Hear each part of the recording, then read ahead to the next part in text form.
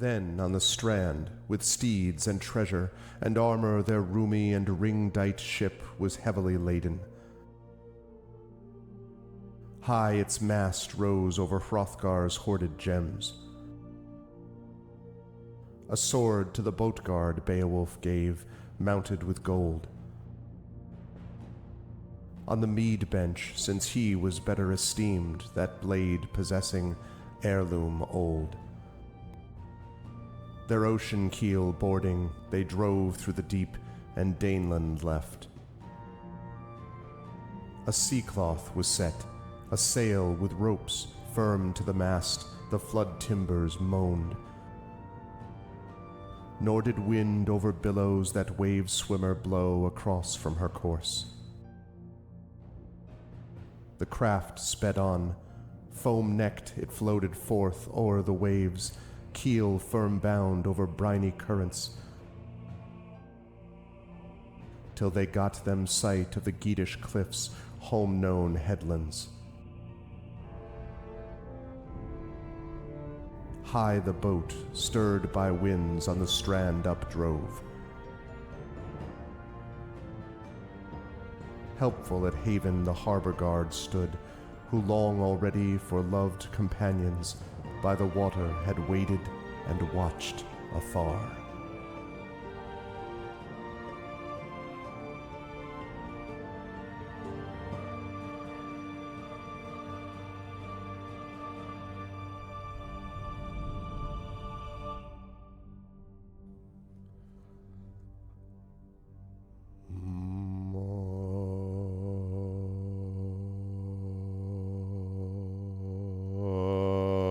What's going on, everyone?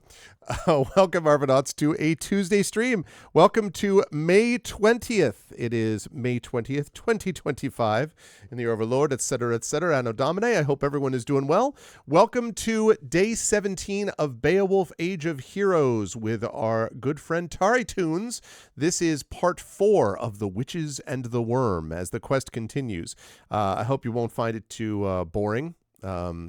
Tari has another tusk to complete. And hopefully she won't hog all the spotlight, because sometimes she's been known to ham it up, and I don't think there's any reason to do that and sort of pig out on all the attention that could be received. I hope that gives everyone a clue about what we're going to be starting with today. But before we get there, a couple of reminders about ways to support the channel. If you haven't done so already, please follow the channel. Please check out our YouTube, and thank you for those watching over on YouTube already. It is !ArvTube. We are up to a new record of subscribers, and I am excited for that. We are up to 1,104 at last check, so every new subscriber is a new record. It doesn't cost you to do anything to do that, but it really does support us and help support the algorithm. So do follow us over on YouTube. !ArvTube there. Discord is !ArvCord. You can hang out with the Argonauts in between streams. Twitter is !ArvTweets. Blue Sky !ArvSky. Website arvaneleron.com. Financially, my cats are following. Excellent. My cat, one of my cats right now, Sherbert, is lying in what used to be a patch of sun. The patch of sun has moved on, but he's still asleep. So that's, he seems unperturbed. He's enjoying the sleep. Anyway, but let me see. And then the website for this is arvaneleron.com. Financially, !ArvShop is the merchandise area. !ArvTrayon. Exactly. Praise the sun, which is currently sitting at 88. Again, my goal was to get two things. It was to get the YouTube subscriber numbers up above 1,100, which it is now done, and stay there. And it's now done that. So we accomplished that before ArvCon. And my second goal was to get the Patreon back into triple digits before ArvCon. We have a few days to do that. Please do that if you can. Support the Patreon because you get good stuff for yourself and good stuff for the channel. If you want an epic character background written about you, your tabletop character, if you want an epic poem written about you, if you want to be able to get even critiques of your writing or anything of that stuff, you can support the channel and support yourself with !ArvTrayon. This is a good point, Triffid. And again, the Patreon !ArvTrayon there. Plus, subscribe to the channel to get those custom sub badges and emotes to use here, there, and everywhere across Twitch. That would be appreciated as well. Let's see. That also brings us to... Hold on, making an adjustment in my window capture. Lovely. Let's see. So that is that. And then, of course, on the publishing side, Exclamation Point Icarus is my graphic novel from Athos Arts. Exclamation Point Library is my Tales and Tomes from the Forbidden Library. That's my 5e adventure and sourcebook from Alligator Alley Entertainment. And Exclamation Point Greyshade. That is my Greyshade IP, Greyshade Renegade Heretic, the Grey Assassin Trilogy from Athos Arts, available at that link. You can also get the audiobook of Greyshade from our very own Trent Sparks at that link. And you can pre-order the tabletop role-playing game of Greyshade, which is in edits. It has 3 adventures, 2 new ones that have just being finished up by Brandon O'Brien as we speak, the lead designer. Super excited for this game to come out, and it is going to be out August of this year. Gen Con 2025 is the official release, so I'm super excited about that. Please do jump on board and support us by pre-ordering that at Exclamation Point Greyshade. And as always, Exclamation Point BLM, Black Lives Matter, important to affirm and assert the significance and importance of Black lives. Exclamation Point Help Now, the World Health Organization page on suicide prevention. Important to reach out to others when you need help and reach out to others when they need help as well. And Exclamation Point Ukraine, Ukraine, to help the people of Ukraine as they fight back against an illegal and illegitimate war with bravery and courage. And we, whether or not our leadership does, we send the message that we will continue to do so in this situation in the future. Quick note on schedule. We're doing Beowulf now at 4 o'clock today. I will be over on GOGCom's Twitch channel with Pen and Pixels playing more Expeditions Rome. Very excited for that. On Thursday night, I will be back with more Oblivion Remastered. Super pumped up because I'm having a great time playing that game. And then, of course, Friday. Dun, dun, dun. Friday is ArvCon 2025. I announced the schedule already. It starts at 9 p.m. Eastern with the Arvocalist playing a GM'd by Zach Clay, also an Arvocalist, one shot of tabletop role-playing. I believe this is going to be Indy's debut in tabletop role-playing. So it's going to feature Rem Alternus, KP Studios. It will feature Indy Full Stop in his tabletop debut, and yours truly. I will be playing this time, not GMing, as Zach is going to be GMing for us, Zach Clay, of Critical Role fame. That's going to be happening on Friday night at 9 p.m. to kick off ArvCon 2025 to benefit the Damon Runyon Cancer Research Foundation. We already have $250 donated, and I should mention, please feel free to jump on board and let people know about this now, because let me see if I've got the link up there. Right there, that Damon Runyon Cancer Research Foundation page is live. We have not started yet, so the event has not begun. However, we already have $250 pledged for when it goes fully live that I'm going to be contributing, that went to me first, and would love to have other people jump on board there. Our goal is $5,000, and if we get to that, we will pass $40,000 raised for Damon Runyon in the 11 years at that point that the event will have run. So very excited for that. Saturday, of course, we have got 12 hours of play. We are going to start with an interview with the Damon Runyon Cancer Research Foundation scientists.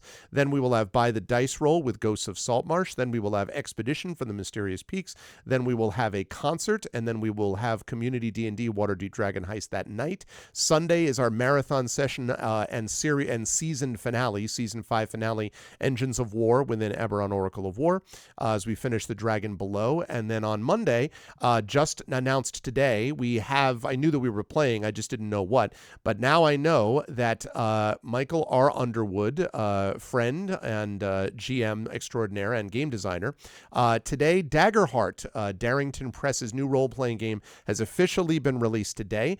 Mike is one of the designers and consultants on Daggerheart, and Mike is going to be GMing those 3 Damon Runyon Cancer Research Foundation scientists at 3 p.m. Eastern, Monday, day 4 of ArvCon 2025, through a Daggerheart adventure. So you'll definitely want to be here and check that out. And then at 6:15, I believe it is p.m. Eastern, will be the wrap-up for ArvCon. So going to be a very, very big weekend to come. It's a lot of fun. TPKing the research team, I know, right? Very excited, though, for the entire event. I think it's going to be great. As we announced yesterday, Fatbot Games has returned. They are, again, going to be a sponsor. So we have essentially all the sponsors we had last year have returned, which is amazing. I'm super excited for all of it. We have put together a big, exciting event for you, and I hope you'll be there for all of it starting on Friday. But we have some sessions to get through first, so I'm going to unmute myself so that Tari knows that we are ready to go, and then I am going to unmute the stream, and then I am going to head over to reveal. Dun, dun, dun, dun, dun. TariToons is here. You can see that Tari is here, and I note that there is there's something different. I think it's I think it's probably the horns are different, right? That's Yeah, totally. I'm sure that's what it is. No, Definitely. notice the different hair color. Look at this. I Thank you. mean, like Colors, color, yeah, no, plural. multiple colors. That's right. And I didn't realize until I saw the new business card how much this is a whole branding exercise for Tari. You know, like I mean, I'm just saying there was a whole part of that. Well, I mean, red and gray just go well together. So, Yeah, you yeah, know, I suppose. Yeah, I suppose so that's like also true. pink and light green also go well together. Yeah. So that's how that works. So it looks good. It looks good. How are Thank you. you Thank feeling you. about the new colors and everything? How's everything with you? And whom are you playing this evening? Oh, I feel very, very good about the new color.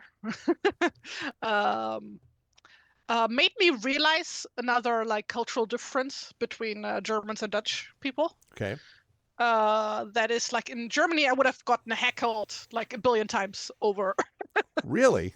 Yeah, definitely. At least in my home region, like it used to be a thing. Like also like back in the olden days during my punk days, when I used to run around in like shredded jeans and stuff like that. Back before that became a fashion thing in Right. general. Well, back before everybody started doing that. Yeah, exactly. You were the Uh, trendsetter, right? I Right. was the Yeah. I mean, unironically, in some cases, yes.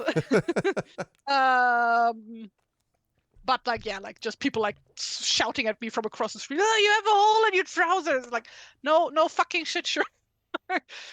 You don't say, really.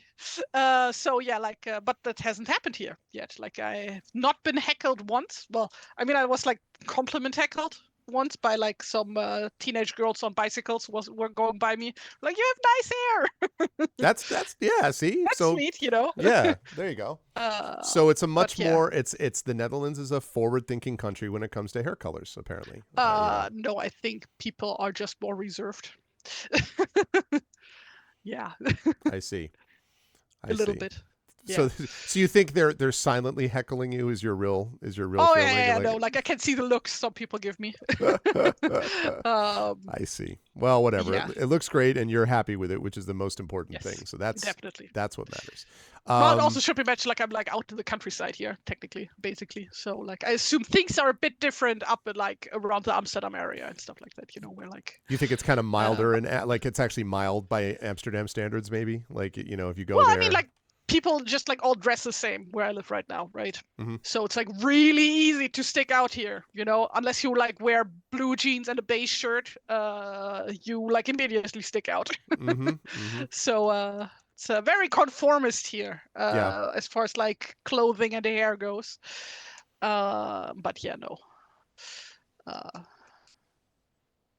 yeah, no heckling. So that's that's good. interesting and nice. That's good. Yeah. I think it's appropriate, and I imagine that at some point Genevieve follows this path as well. No. You know that no, no, never.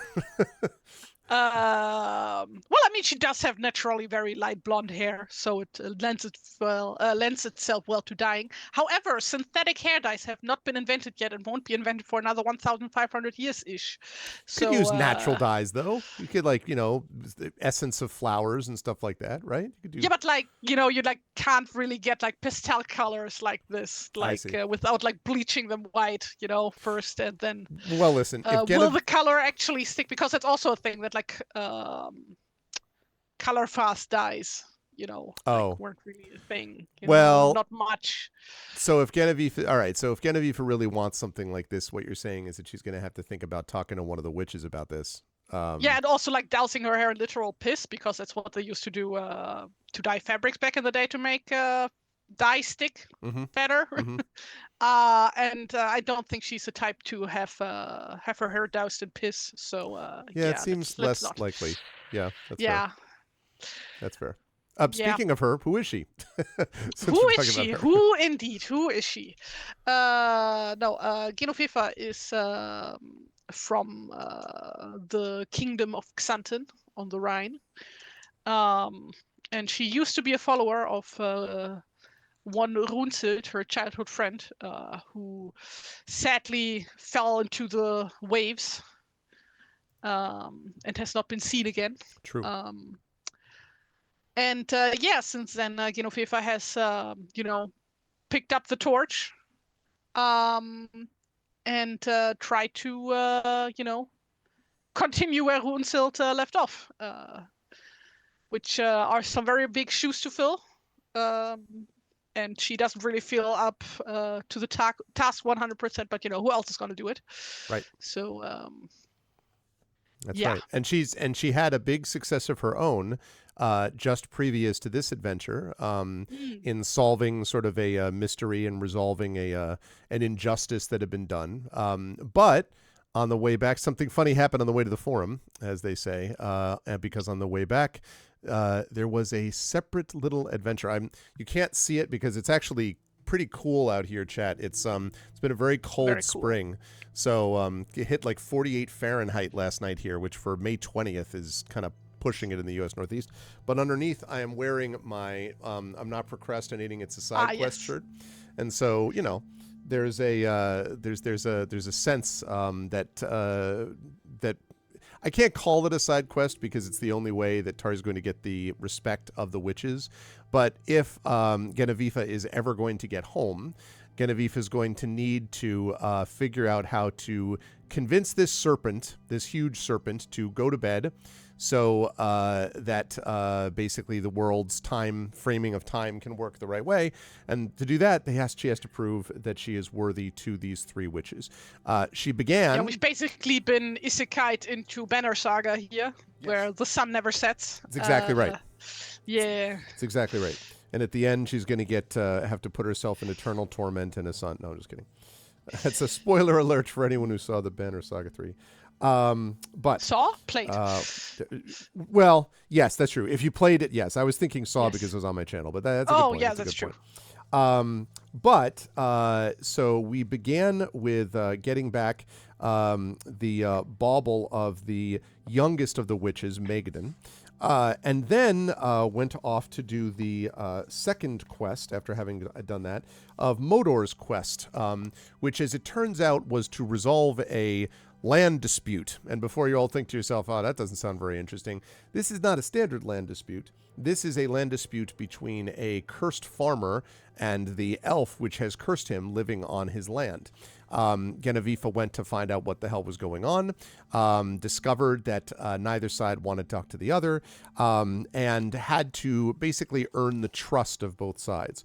Well, to do that with the elf, and frankly to resolve a little bit of a problem with the farmer, Genevieve decided to go over and try to solve the problem of this weird-looking, let me get the image, this weird-looking...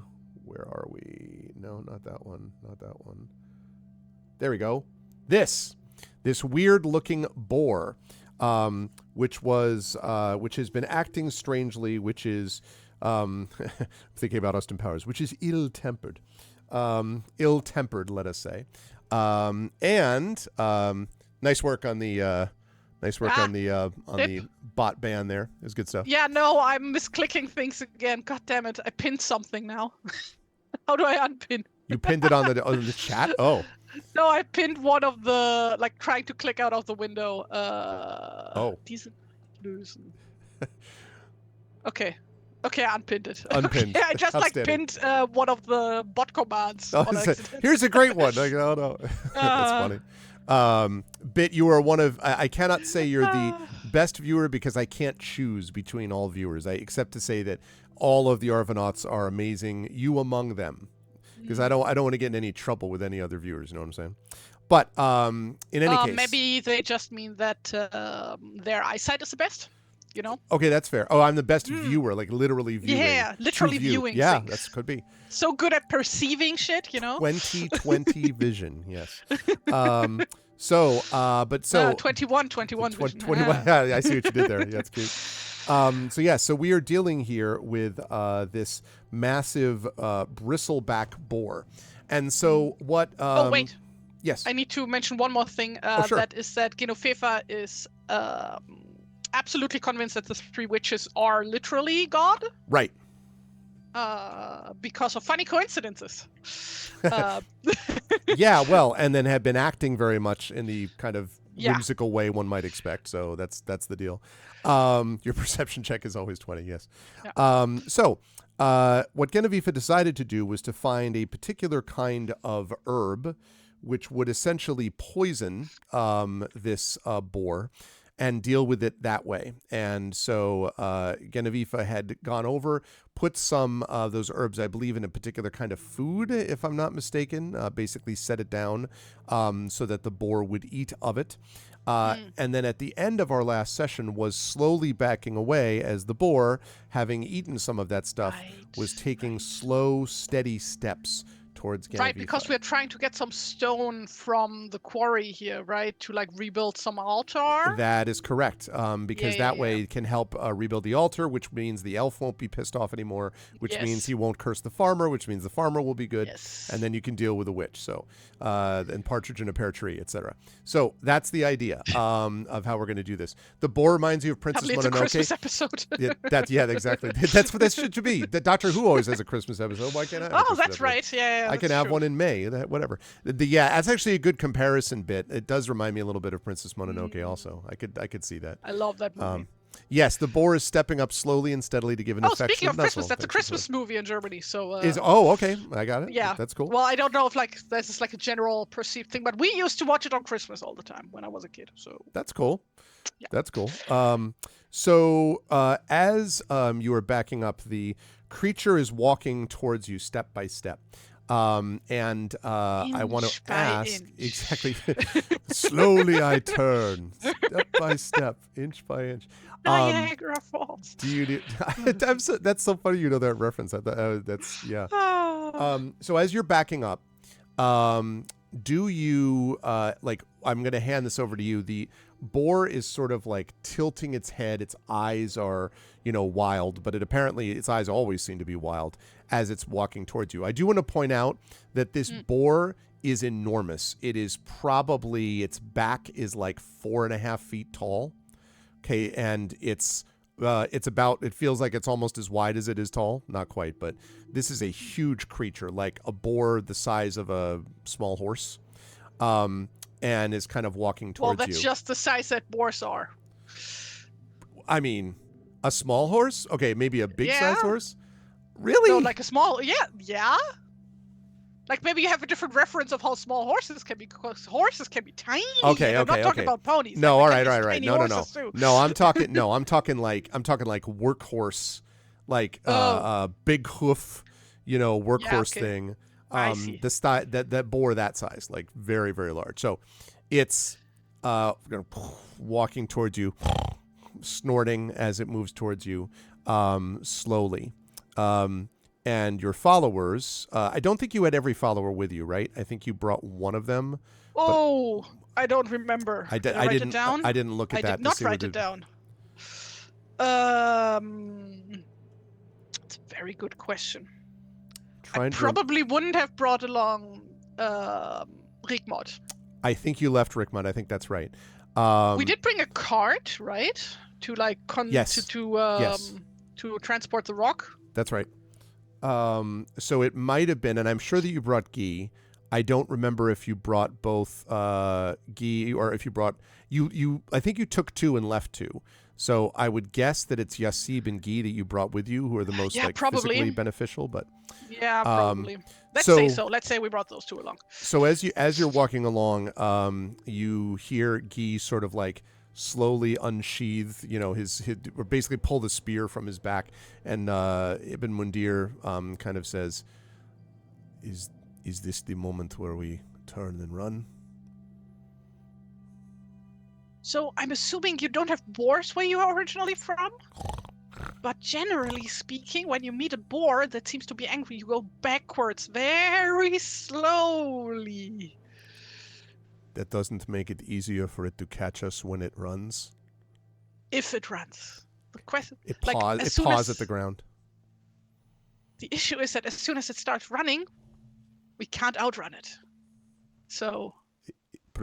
Precisely my question. Yeah, there is no running away from this thing. So the point is to not make it run. But if we do have to run, we all run in different directions, okay?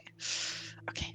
So no hasty movements and no loud sounds. So Mundir, who has not been looking at you, by the way, other than just giving you the kind of, so this is a bad idea, like side eye, like as you and Guy, as Guy and Mundir flank you, as you're all sort of stepping back.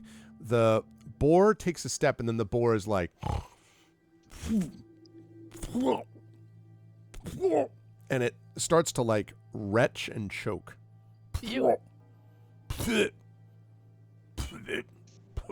Is it at some point gonna start puking or? Bleh? And then suddenly, and vomiting up, it vomits up.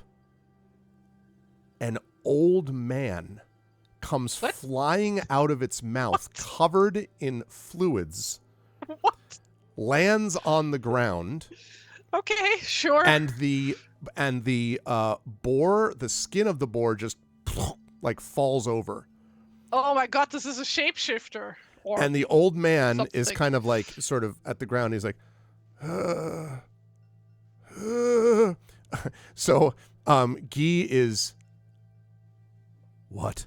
which is for Guy like, Jesus Christ, what is that? Like it's the equivalent of for Guy. This old man is just lying on the ground next to behind him, the empty carcass, the unmoving carcass of this boar. Geofifa just like holds it. It's like, greetings? And then she like starts going towards the man, and like while walking, like she gets out her water bottle. And a water skin. He's like, and he's like, he looks extreme. Like as you can see that he's, besides being covered in these sort of disgusting fluids, you can see that he definitely an old man. I don't know, 70s, 80s, like mid 70s, 80s type of thing, and just sort of. You can see that he looks extremely disoriented, like he's blinking and kind of looking around him. And sort of doesn't even almost acknowledge you, is sort of just kind of reaching around. Yeah, she like as soon as she gets to him, she like kneels down in front of him and like it's like here drink something, and she hands him the water skin.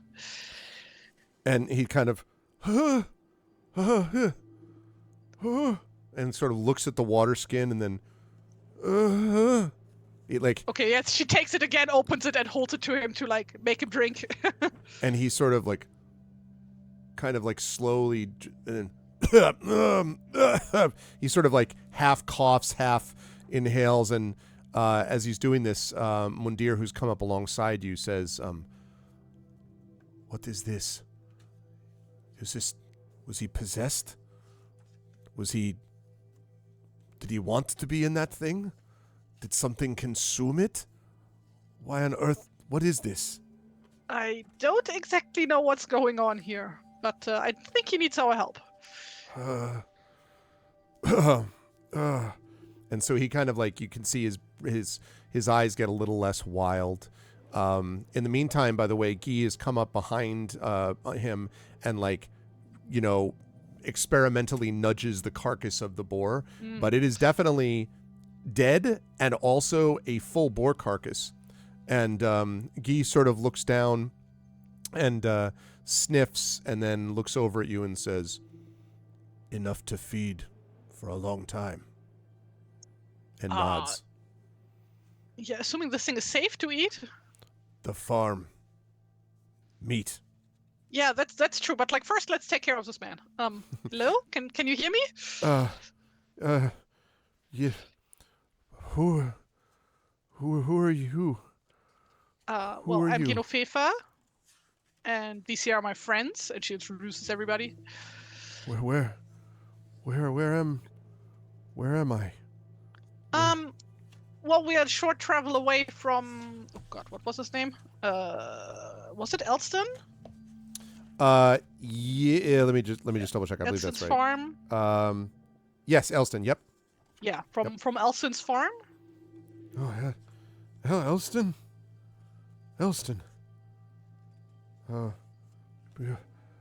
Why? And then he kind of looks behind him at the boar, and he like sort of pushes away. Wow. What am?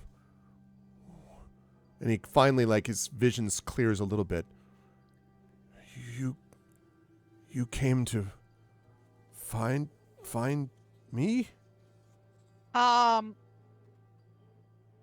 not really. We just happened to stumble upon you, or rather, you were spat at us. And he says, spat. He seems to not understand what you're talking about. Although, again, he's still pretty disoriented. You just came out of the mouth of that, what I assume is a boar, but like now I'm not so sure. And he kind of looks back. I came out of... Oh, and he holds it. Head.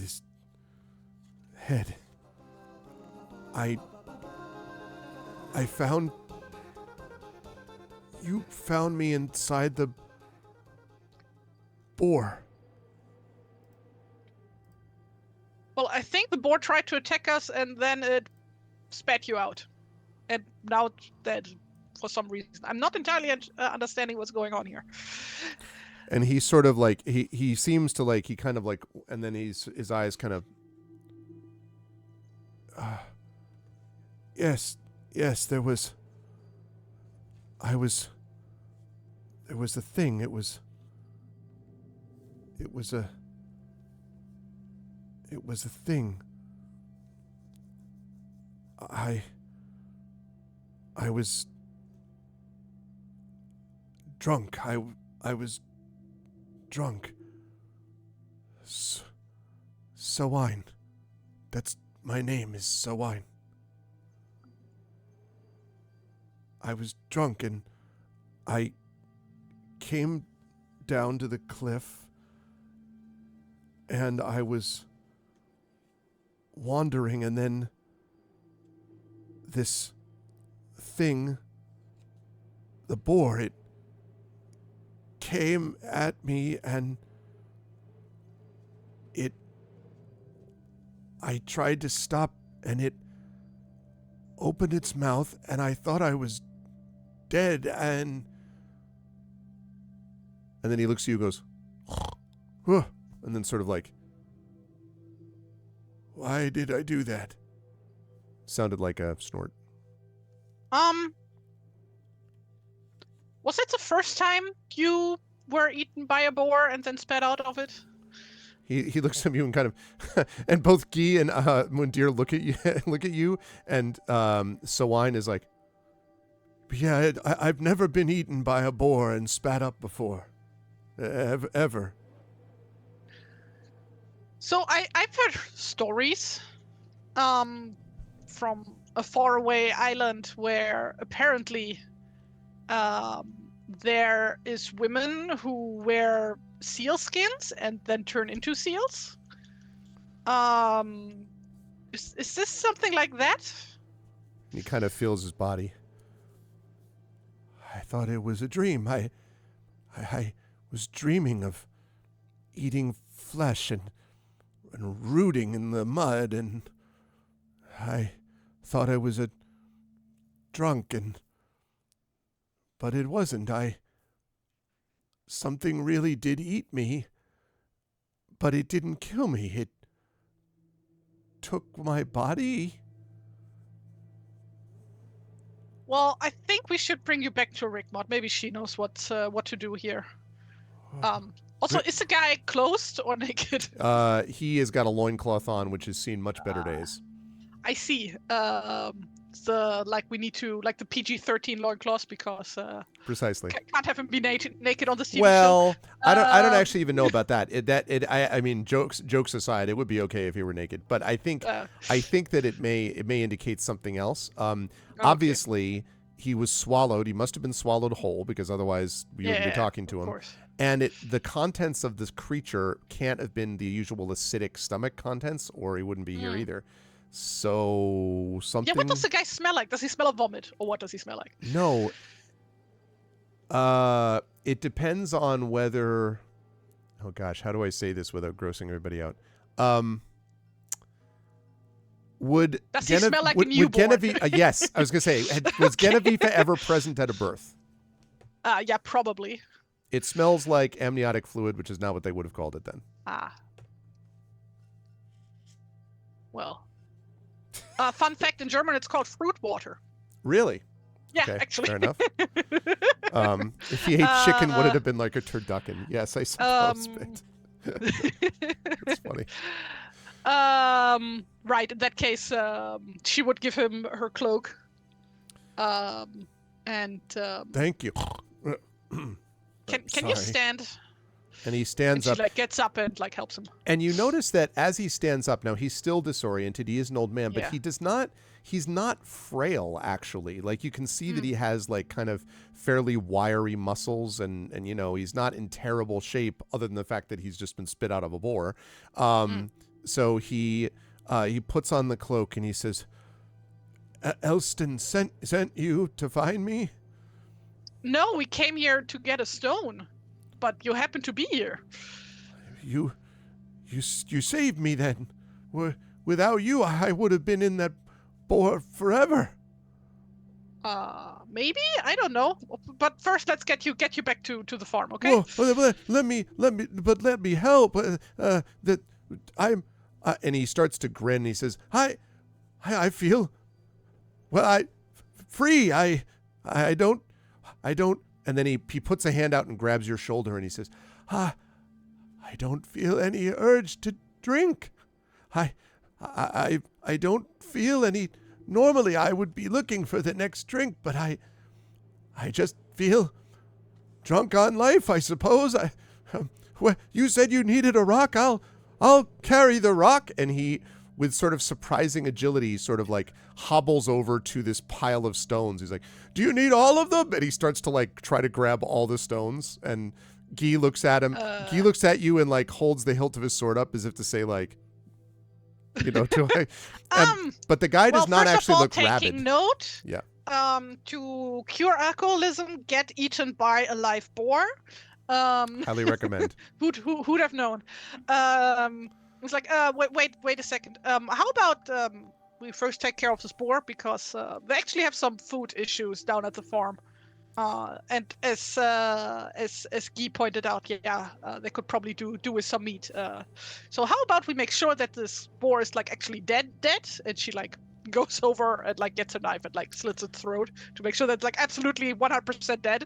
It is 100% dead. Not only is it dead, you're pretty confident that the sort of musculature and all of that of the boar is intact. So there is indeed a lot of meat on this boar, but it doesn't seem to have internal organs, Genevieve. It's like she's literally not taking it out. No, I know, now. but when you cut the throat, though, I mean, like there's no windpipe, there's no, there's no, and so it's like it was like it literally was a skin. Although again, there's like muscles and meat there, but like it's just sort of a limp costume almost. It seems like now, albeit clearly it must have, like, this stuff looks real and living and all that, or was living.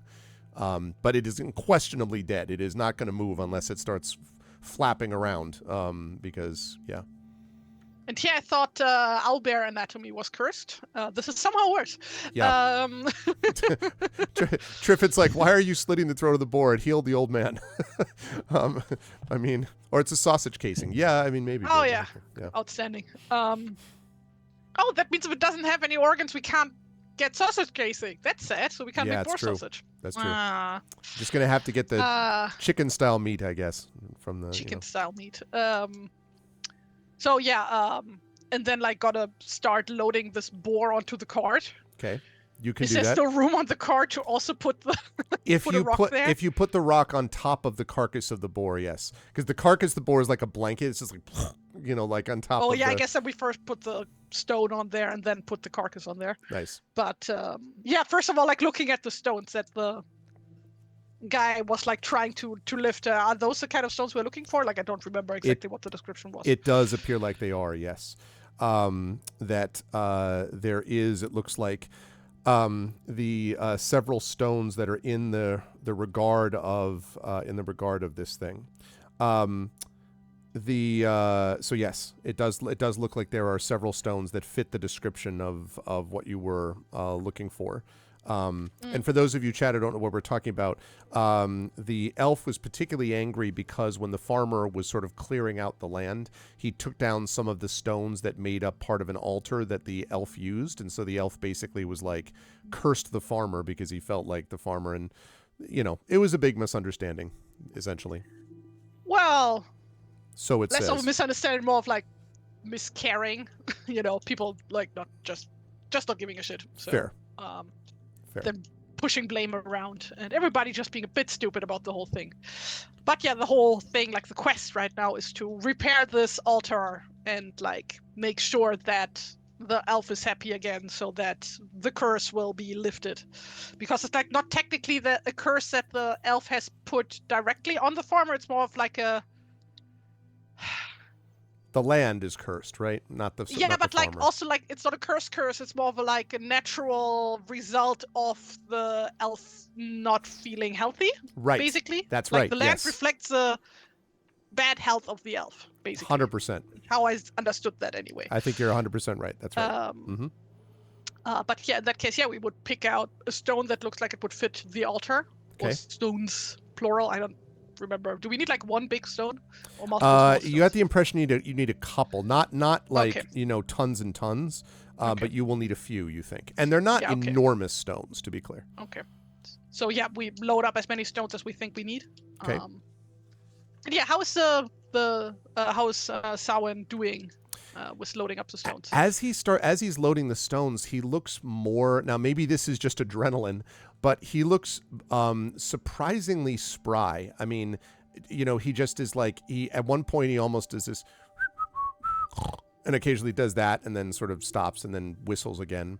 But he looks like a new man in a way. I mean, sort of, you know, reborn. Although you do notice, actually, Genevieve, make a perception check for me, please. Yes, sir. He's a big fan of the Stones. Got those moves like Jagger. Perception, right? Yes. A 17. 17.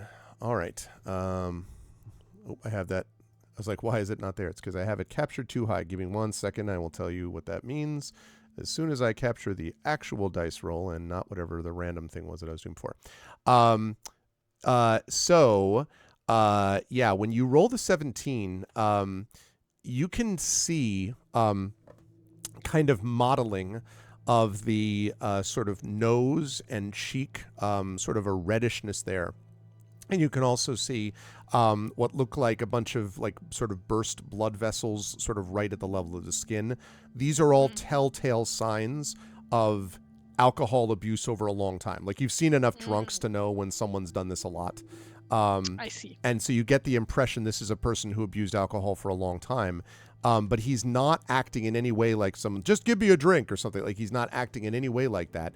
He's sort of happily and with surprising strength lifting up this rock and bringing it over to the cart. Although he does shudder a little bit whenever he sees the boar skin nearby.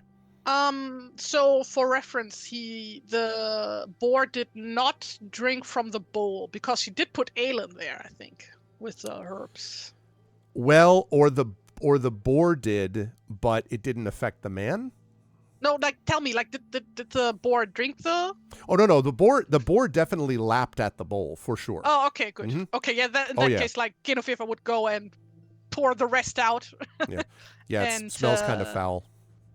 And like put her bowl back in the bag. Okay. And yeah, then get everything stashed and ready to go, I guess. Okay. The old man says, "Wonderful. All right. Here," and he kind of picks up one. Now this cart is heavy, right? Mm-hmm. And so he pushes it, and he actually starts to get it slightly moving. Although, you know, this isn't Hercules. But as he's doing this, Mundir comes to you and says, "It's possible that this man is going to have a heart attack out of his excitement. He's stronger than I would have expected, but are you sure you want to push him this much?" And the old man's like, he's like whistling. No, this is a group effort, and like everybody help push the cart, please. So they go over and help him, and Yeah. now the And she cart also starts does. to move. And as you pass by, like it's the man, Mundira, and then Guy, and then as you come up next to Guy just gives you this picture on stream chat, which is the way that I often imagine Guy's expression is basically the look that Guy is giving you right now, which is just sort of a. It is there's a world of things carried in the expression of Guy, as this happens. But he just pushes forward with the rest of them, and the cart does begin to move along the rocky ground. With the four of you pushing, it moves at a pretty decent pace, although it's very weighed down by the carcass and the rocks. And now, are you bringing this back? You're bringing this back to like where the elf was, like outside of the elf's mound, or are you bringing it to the where? No, where the altar is. Okay. Was the remains of the altar are. Right. So as you bring it back over there, you can see sitting in the doorway of the mound. You may remember that the elf has this mound that he's living in, that he watches basically from inside it, and he had to give you like special permission for you to actually physically be able to enter the mound. He's sitting there looking out as he was when you first saw him. I'm gonna get rid of that boar picture. Yeah, she waves at him. And he says, there he is, Kinnefrith. He looks at you and he says, "So, you found the old drunk, I see." Indeed, this is a sow. And he sort of sees, "And you beat the boar. Well, I suppose it's nice to get out of there, isn't it, Sawine?" And Sawine kind of looks at him and then looks at you. Do you know this? "No, you don't know me, but my king did before he turned you into that boar, you old drunk. You deserved it. All you ever did was run around and groan and vomit and sing at all hours. So my king made sure you'd be punished for your behavior." And the old man stares at him, and your king did this? "That's right, but don't think about getting any revenge. He's been asleep below the ground where you can't reach him for centuries now.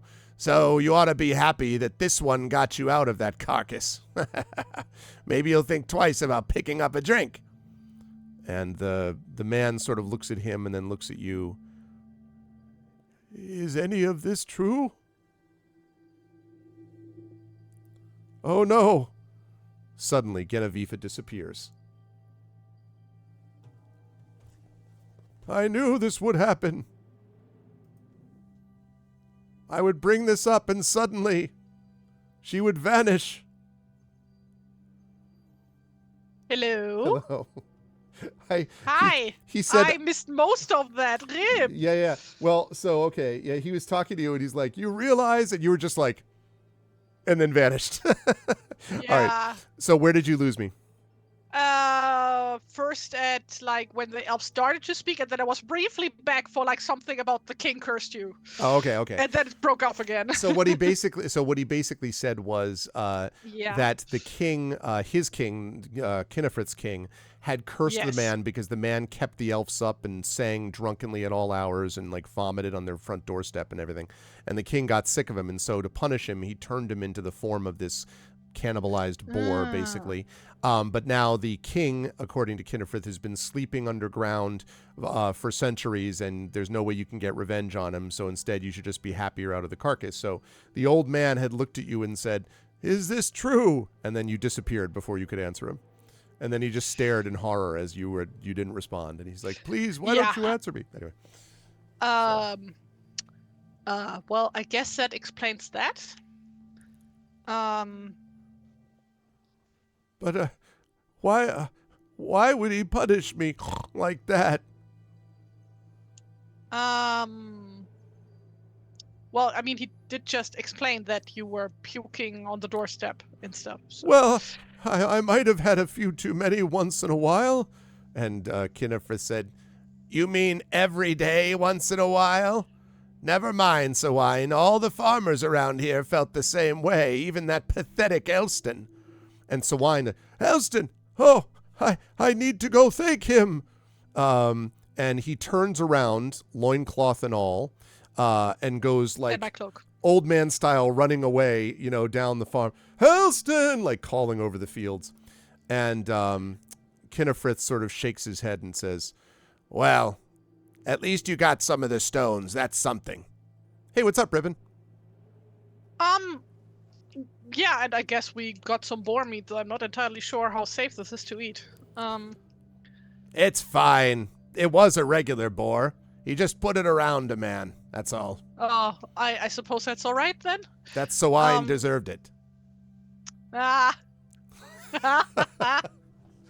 Oh, that is. Oh boy, this physically hurts. Woof. Never boring. Uh-huh. Right. So this like just completely threw me off. This comment. So, Kinnefrith, do you have like any specific requirements for the altar? Because I'll be real with you here. I've never built an altar before. So. It's up to you to try to figure it out. If you're wrong, I'll tell you you're wrong. Good luck. And he kind of sits back. And at this point, Rickmod and Yasib come over, and they see the carcass, the sort of deflated carcass of the boar. And Yasib says, I just saw the old man running. And Mundir says, never mind. You don't want to know. And Rickmod just chuckles and looks at you. Rickmod, outstanding. You've probably built a few altars in your life, right? Oh, and she says, a few here and there. Would you mind helping us rebuilding this altar here? And she kind of materials. She looks down, and now I will ask you this: if you start to sort out how the stones should go, I can have you make a legends check, an intelligence check, if you have it. Now, if you do not have the legends, or if you just have sort of base intelligence, I can give you. I'll make a little bit of a bargain with you. If you, I don't think Rickmod is spent yet, but let me just double check. Yeah, none of them are spent. So you could spend Rickmod, and I could give you advantage on this intelligence check. I don't actually know if I'm proficient, because I had to add legends as a manually custom skill, and then it always marks it off as proficient. I'm pretty sure. Yeah. So let me see. Did I take a note somewhere? Oh, that'd be nice if I actually look at the rule book. Oh, I probably did write down my skill proficiencies. Ah, yes. I don't have proficiency. Okay. So then it would just be a straight intelligence check, but I can give you advantage on it if you want to spend Rickmod. Or I guess if chat wants to jump in with an inspiration. I guess like first she would Genofifa would tell the others to bring the boar to the house. Okay. Like, I guess, like, we unload the car, put the boar back on, and then they can bring the boar to the car, just, like, tell them, here, dinner! Okay. To, like, tell Baba to start taking apart this boar. Yeah, I guess then, definitely gonna have Rickmod help with... Okay. Oh, and I should also point out, just so you know your options, you have an inspiration point in your own pool, or you could appeal to chat, or you could have Rickmod spend. No, I spent Rickmod. Okay. This is lore appropriate. That makes sense. The character appropriate choice. That makes sense. And she kind of looks carefully, like her eyes wide, as she's thinking. Ooh, yeah, I needed that. That's a 14. Woo, you sure did. Okay. So there are a few times so she, places I just something. like imagining with the three she would have accidentally built a baking oven. Yeah, exactly. Because that's the one thing she knows how to build. Or like spell out with the runes like I hate elves or something. Like, Oh no, yeah, of shoot. course. But so she starts like directing you to set the stones here and there.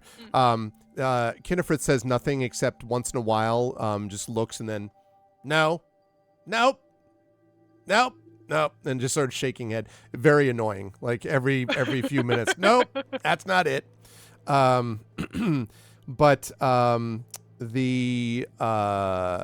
as you were able to sort of do this together, eventually Kinnefrith falls quiet, and when the stones are kind of replaced and put the altar back in place, Kinnefrith sort of like looks slowly and stops saying no, and then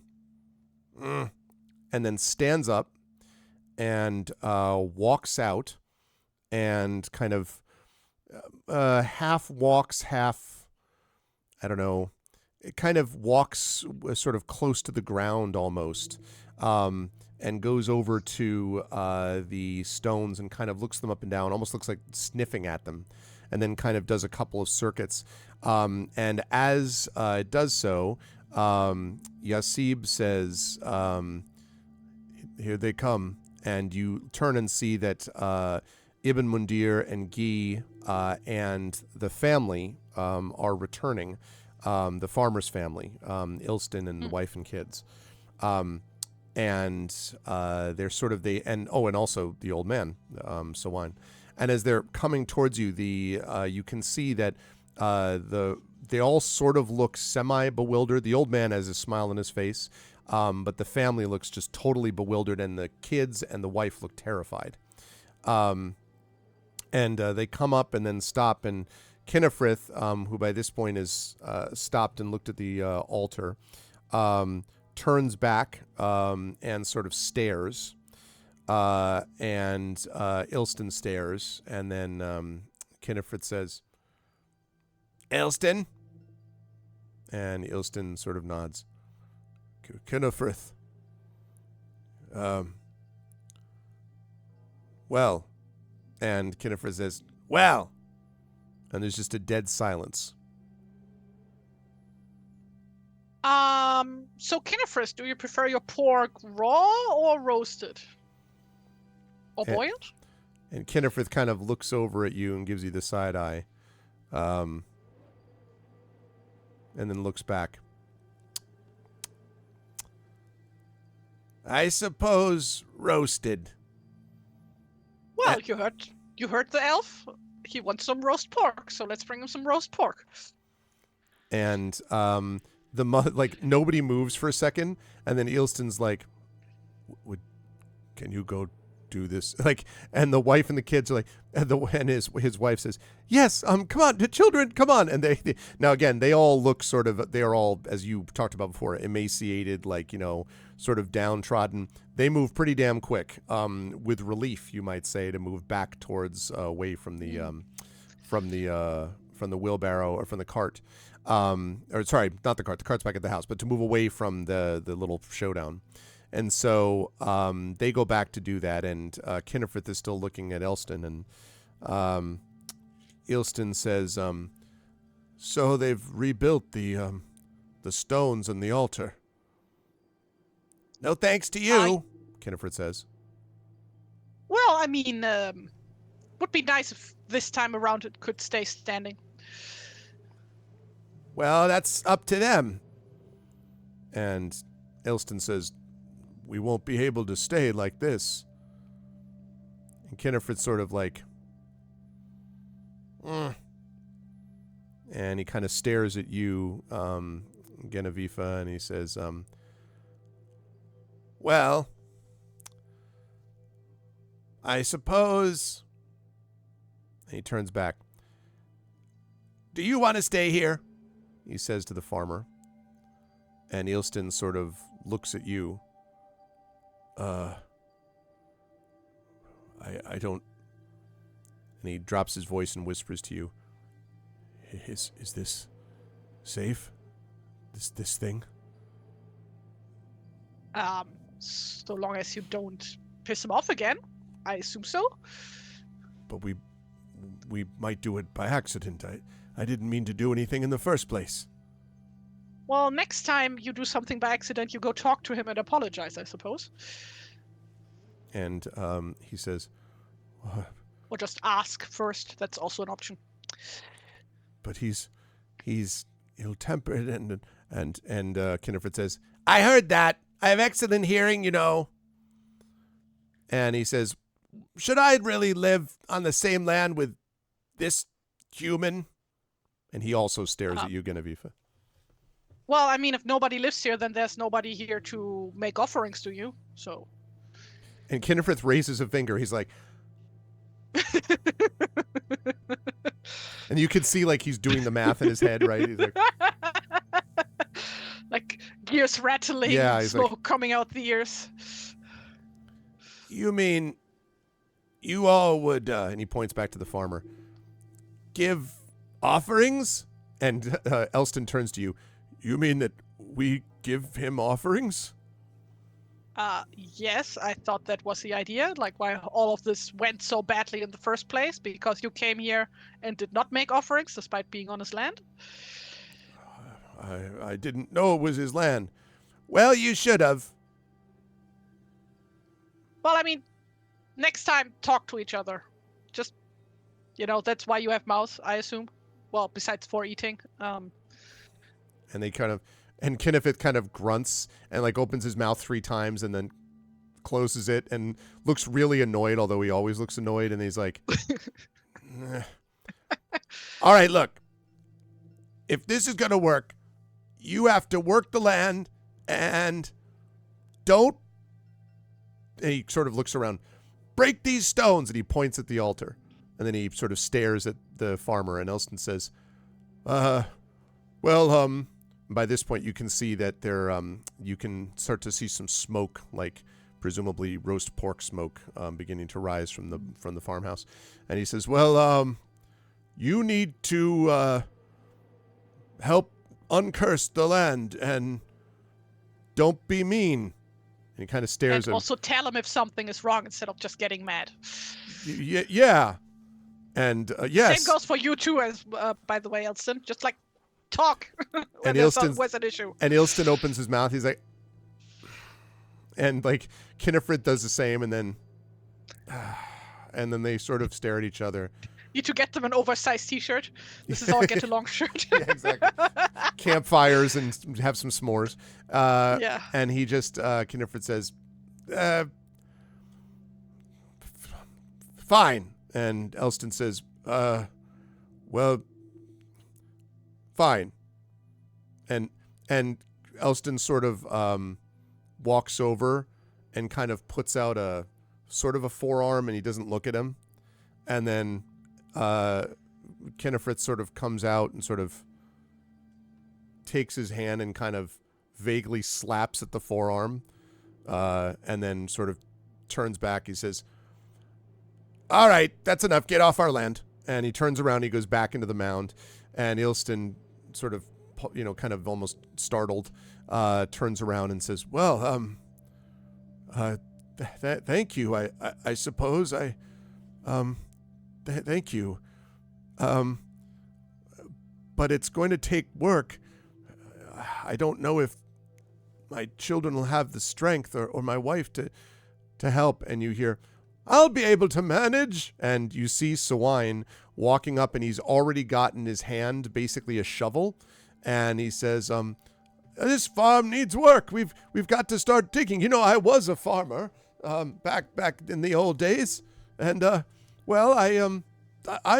ready." And he holds his shovel up, and he's still got his loincloth, that he's carrying, and he's holds it up and my cloak. And your cloak. And Elston sort of stares at him and then looks at you and says, "What do we do with..." And he kind of puts his thumb over his shoulder. Well, you said you were not sure that your family is strong enough to run the farm, so here's a ready and willing farmhand. Just make sure he doesn't get any alcohol. And he looks back, and Sawine looks back at him and looks at Elston with a big, and Elston looks back at him and get him some clothes, please. I would like to have my cloak back. Oh, yes. And sort of in a very confused way walks off, and Sawine says, you can hear him as they're walking back towards the house. If you were to go over to the side of the property, you could, all you have to do is avoid the rushes on that side. And Elston says, I thought about that. But so they're like chattering in farm talk with each other as they're walking back. And if you yourself start heading away from the mound, you can look in there and see Kennefrith with his arms folded, not this time sitting cross-legged on the ground, but just sort of standing at the door with his arms folded. And as you look back at him, he kind of gives you a short nod. Is he like talking distance, or is he like farther away now? Yeah, you shout. I mean, I guess she would like walk over to him. Okay. Kennefrith, I hope I can come back one day to see how the land has healed. And he sort of nods and he says, well, I suppose if so, you'll be partly responsible. Maybe I'll put in a good word with you with the king when he wakes up in a couple 100 years. By the way, who is this king? He's the elf king. Well, I'm not allowed to say his name to outsiders. But he's powerful, and, you saw what happens when people cross him. And he nods. He's not a giant worm, though, right? What? No. Well, you said... Oh, okay. All right. That's good, then. In that case, right. Then I wish you a very nice rest of the day, and so on. Well, we'll be off on the road again. All right, and thanks. And he kind of turns around. You get the impression it was slightly painful for him to say the word thanks. She actually reaches out her hand to shake his hand. Oh, okay. So then he sort of looks at it and does the slap of the hand, like the sort of quick thing, and then yeah. Okay. And as weird question. How many fingers does he have on one hand? Is it 5 or 4? 4. 4. Very nice. And he, as you sort of walk off down to the farm before departing to head back to the witches, it does occur to you that maybe this seems silly, but it does feel there's like a bit of a gentle rain beginning to fall, but this is not a cold, piercing rain. Just seems like a nice sort of nourishing rain, if you had to put it that way, that begins to fall on the farmland. And you do have a very good pork meal with yourself and your followers. And the only one who doesn't partake of any of it is Sawine, who sort of chews a couple of vegetables and occasionally lets out a oink. Yeah, we'd also get some of that roast pork for the road. Yeah, it's good. Okay, very good. Yeah, Yes. I mean, wild boar is absolutely fantastic. It's pretty delicious. Yeah, it is. How often do you guys get that anyway? Because wild boars aren't native to the Americas. No, so. I mean we have pork probably about once a week, but in terms of wild boar, I think I've only ever had it there's two meat. I've had venison once, and I think I've had boar. But you once. do have a lot of wild deer. No, we do. We actually had so. Living in our backyard. We had a fox with her 5 kits that were running around, and it was the weirdest thing. I was up doing work one night late, and all of a sudden I hear out this this sound like someone's being murdered in my backyard, and that's the sound of fox cries. And they were also out at one point during the late afternoon, literally playing with each other like cats. They're just sort of running around, and the mom's sitting there watching. We did find a dead possum on so apparently the fox had done their work. But I also heard that foxes also do a good job at keeping local rodent populations down. So when we called animal control, they were like, yeah, they're solitary and they'll move on within a week or so and they'll go off on their own. So we left them alone. But yeah, they were all playing outside so it was pretty cool. So we have bunnies, foxes, a big woodchuck, assuming it did survive the fox, multiple different kinds of birds. And so anyway. Very nice. Yes. It was pretty cool. Oh, now I want some wild boar. I haven't had any in so many years. When I was a kid, we had it all the time because my dad used to go hunting. So, so good. But no more wild boar for me. No more wild boar. You could probably still get some. No, they don't have wild boar in the Netherlands anyway. Well, I mean, like, except for like on the German border, but like, you know, because they don't have forests here, proper ones. So, like, where would the boars live? Yeah. On the on the border, other hand, it's safer. Would you say? On the border is where you on can the border, yeah. Okay. They're very cute, very nice. But yeah, so once you depart, where are you headed after you depart the farm? back to the Three Sisters. Okay. To like inform them that our quest was successful. Of our great success. Okay. Yes. Like I wasn't supposed to bring anything back, right? It was just like that I have to like settle this. Exactly, dispute. this dispute. Which was not the easiest thing in the world to do until you figured some things out. So well, this time I didn't almost die. So True. That's nice. True. This was a little more diplomatically associated, unless you had decided it didn't to fall battle. into any rivers. That's right. Unless you had decided to battle the boar, which would have been a whole different. Yeah, no, I was trying to avoid that at any cost, because you know, FIFA absolutely sucks at fighting.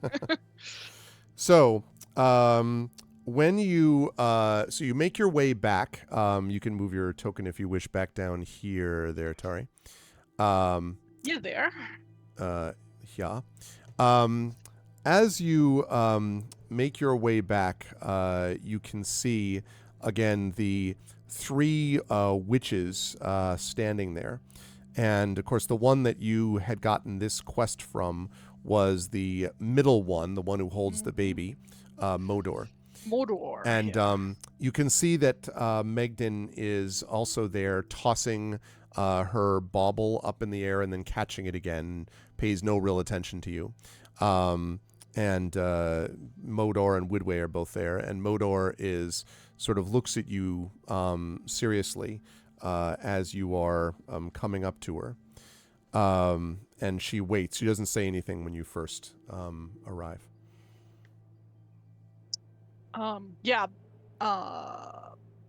Gidofifa walks up to them, like bows her head. It's greetings. I've returned from the farm. We have felt it. What has happened?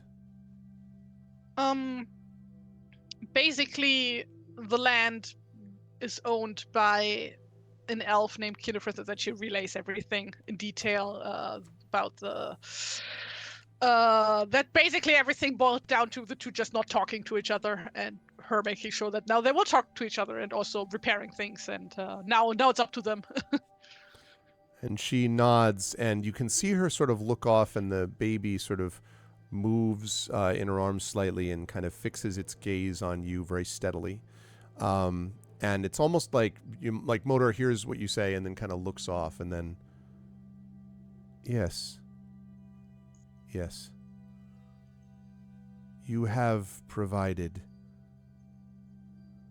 a sense of peace. You have done well. Do you think that the elf or the human had the better claim?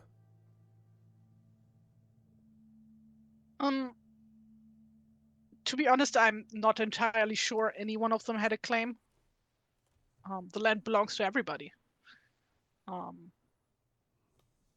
The one thing I'm not sure about is how elves work, because I have a feeling that this land got sick because the elf wasn't happy. And I don't know if that is just the effect that elves have on the land, or if the land is actually a real extension of the elf or something in between. So, But at the end of the day, I think everybody needs to share. She nods, and Megden is just chuckling, and Widway sort of gives a little, like, half chuckle to herself. But Modor nods, and she says, "That is right. Both elf and farmer were right and wrong. You have done well to reconcile them.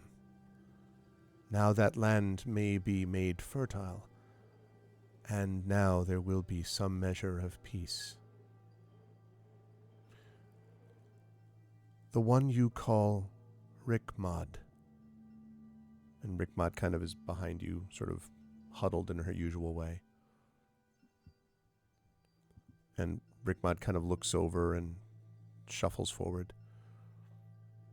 "You were responsible," Modor says, "for helping solve the pattern of the altar." And Rickmod says, "I knew something of it." Modor nods, and the baby says, and kind of babbles. And Rickmod suddenly kind of like starts a bit. And then her eyes slightly widen as she looks at Modor, and Modor says, "The energy for energy." Rickmod is now unspent. Oh, very nice. And Modor says, "I will give you assistance in where to fight. Where to find," she doesn't say fight, sorry, "where to find the serpent. When the time comes, I will show you the monster's lair." Now, you may remember that Magdan also promised that she would give you her bauble, her crystal ball, to help against the adder, although it's not clear what exactly would help against it. But when the time comes, you can get the crystal ball from her. And now Modor has told you that she will help you find the lair of the monster. And she nods at you, and Widway says, "Nah, it won't matter, because you cannot harm it. You know this. There is nothing that can be done." And I think I have, let me see if I can find, there are the sisters. So Widway is the one that is on the left, chat. An old woman, swaddled in layers of rotting black shrouds, and her skin is pale and gray and deeply riven by wrinkles. And she says, "My sisters may want you to play with them or talk with it, but nothing will stop the serpent from eating the world. You must kill it. Only death will bring it to its end." And Megden sort of catches the ball and says, "No, Widway, it doesn't have to be killed." "You don't know anything about it, child," Widway says. "You will have to harm it somehow, and I know how you can do it." And she kind of grins at you. Why does the serpent want to eat the world in the first place? "Because death is the natural order. Because the sun rising and putting the serpent to sleep is not something it wants anymore." And Modor says, "Widway, we do not know that for certain." "You think only of balance, sister, while Megden thinks only of life. Only I know the end of all things. This thing wants to swallow the world, as we will all be swallowed in the end. It is the only one fulfilling its purpose of death." And Megden sort of shakes her head, and Modor sort of sighs heavily and doesn't respond.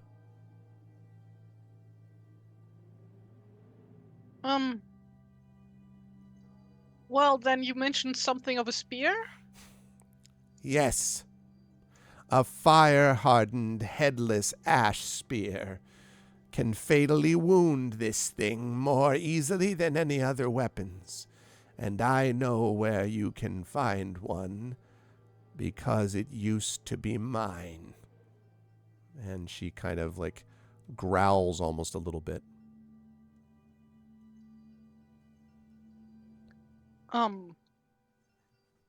So where might I find the spear? You'll find it with Wolf's head, the bandit king.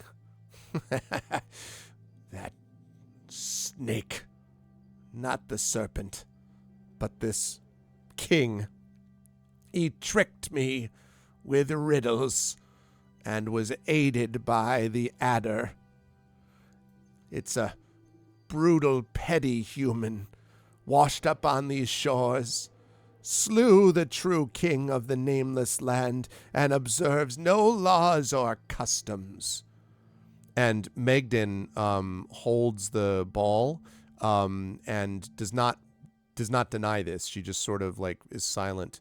Modor sort of whispers a few things to the baby, who coos. But you notice that where before they were sort of disagreeing with Widway, they don't say anything here.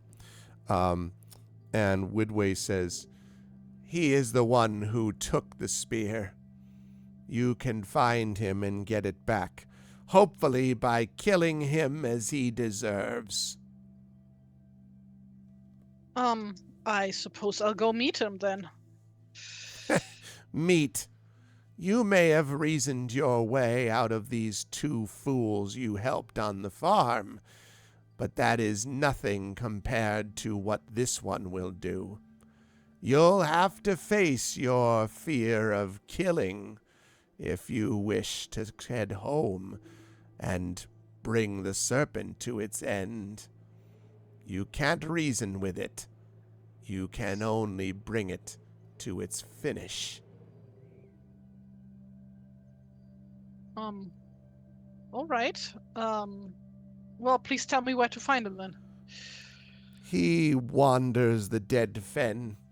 He is hidden from us, and slaughtering the folk who lived here, he leads a dwindling band of honorless brigands. The only thing we know is that he lies somewhere to the north, this trackless fen. Find him there. If you follow the Black River to the north into the floodplain, then follow it through the peat moor in the dead fen. It stinks of death there. It's one of my favorite places. But you must find him there and kill him and take back the spear. And all right. Everyone sort of looks at you, all your followers and everyone. I wish to be honest with you, for I do not want to see needless death where there doesn't need to be any. But I will heed your word. And if I truly do not see any other way to deal with this than by killing with him, then I shall slay him. And she nods and she says, "Good. Then you will eventually find wisdom." And Megden sort of says, And then she just shakes her head and falls silent. And Modor sort of nods at you and says, "This is our sister's quest. Do what you must, but we cannot advise you." And Widway cackles, "That's right. Only your own appetite for death that you have suppressed must advise you here." Well then, we shall be on our way now. And she nods and steps back. And as you start to head off, she says, "Be careful now. Your death would be the same to me as that one's. So, as long as something dies, I suppose."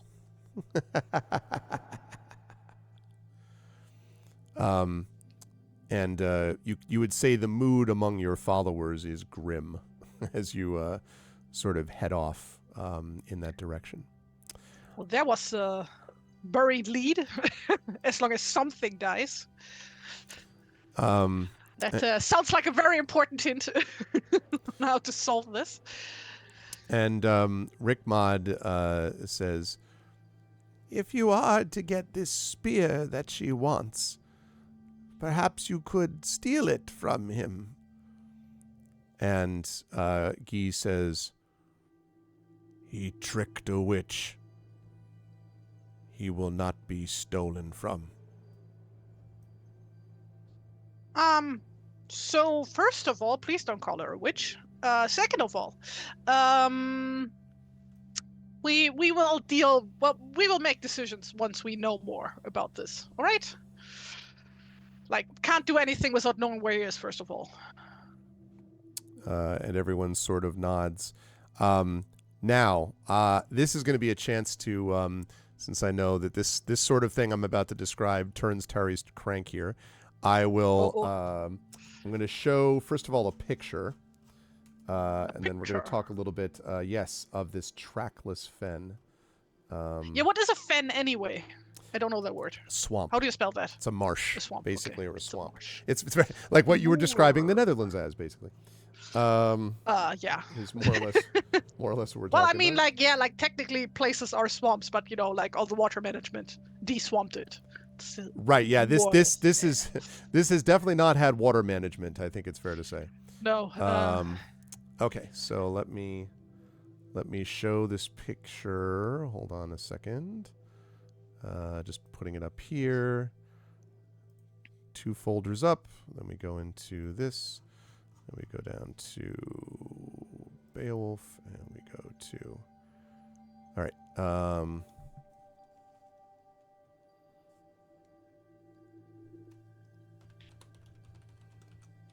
Okay. I love it when I can name a picture trackless fen. That's always a good sign. Okay. I will show this to you in the stream. Okay. Coming up right. Oh, come on. I already did this. Okay. Coming up right now. Okay. Way oversized. Sorry. Just a moment. Let me get that back down to normal. Okay. There we go. So, this, as you get closer to it, following the instructions, following the river up and then over, and I'll give you the exact spot on the map where that is to be shown. Let's see, that would be, yes, okay, that's what I thought. So basically to the northeast, which means, we should have taken the old man in the loincloth along. to like hello? just for help, you know. No, like as a guide, because like a certain other group of people who went through a trackless marsh. Yes. Had an old man. Don't look at the little lights. Yeah, exactly. Oh man. Okay. So let me bring you over. Ooh, maybe we'll find some bog bodies. That's true. Okay. Like I love bog bodies. They're like one of the coolest like historical things. Wait, are you talking about are we talking about will-o'-the-wisps? No, bog bodies, like dead okay. Actually, like preserved by swamps. Yes. Okay, right. Well, and what I was going to say was that's related a little bit to the creatures I was thinking of, the will-o'-the-wisps, who often would bring people to the dead bodies. But in Canadian folklore, they're known as, those will-o'-the-wisps are known as feu-follet, which means ball of fire, and would be similarly dangerous to anyone crossing into a swamp, because they would lead you to those dead bodies and to places where you would yourself die, because anyone who's ever seen a bog or a marsh will know, just sort of word to the wise, don't just go wandering into a place even if it looks like it's stable, because it's not. Like, you could very easily just disappear forever. So like it's not a good idea. One wrong step and you got it. So okay, so this is the thing you see, and you can come up to here where it says the number 14, and it does not actually say 14, so you know. No, that's not a giant 14 carved into the ground. Oh, also, like on the way, actually, before we get into the into the moor, into the fen. Mm-hmm. And we'd probably want to make camp, do a long rest, because it's been a long day. I don't know how long we've been like up now since the last rest. Okay. But it's probably smart to like go well rested into this. That seems reasonable. Yes. Okay. So, and you want it to be long rest for sure? Yes. Okay. Like, I don't know how much time has passed since the last long rest, because we don't have any daytime to go by. So. I mean, probably about 11 hours or so, because you got here because you left after having taken a long rest. You left the other land. You were sailing for probably a good 5 to 6 hours, maybe, and then Though we did have a long rest since meeting the dwarf. Like, after we met the dwarf. Right. So actually, yeah. So you wouldn't be able to get another long rest. That's right. Because you can only get that benefit once in 24 hours, and it has been less than 24 hours since. Oh, then. okay. So short rest though. Yeah, I didn't know. You could certainly do. Yeah, sure, short rest. Let's do that. Do you want to do one of your hit dice? You're only down 2 hit points, so it's not a lot. Yeah, sure. Okay. Yeah, I'm at full health again. Now you're at full health. Great. You almost drowned in a swamp, and you were making maps back in the day. So much suction hiding the vegetation. Wow, bit. Yeah. No, Does it reset me again? Don't want to miss it. Uh-oh. Has it? Yeah, the whole thing was like the hit die, because now it's saying D4, and that sounds wrong. Yeah, because you're level 4 right now.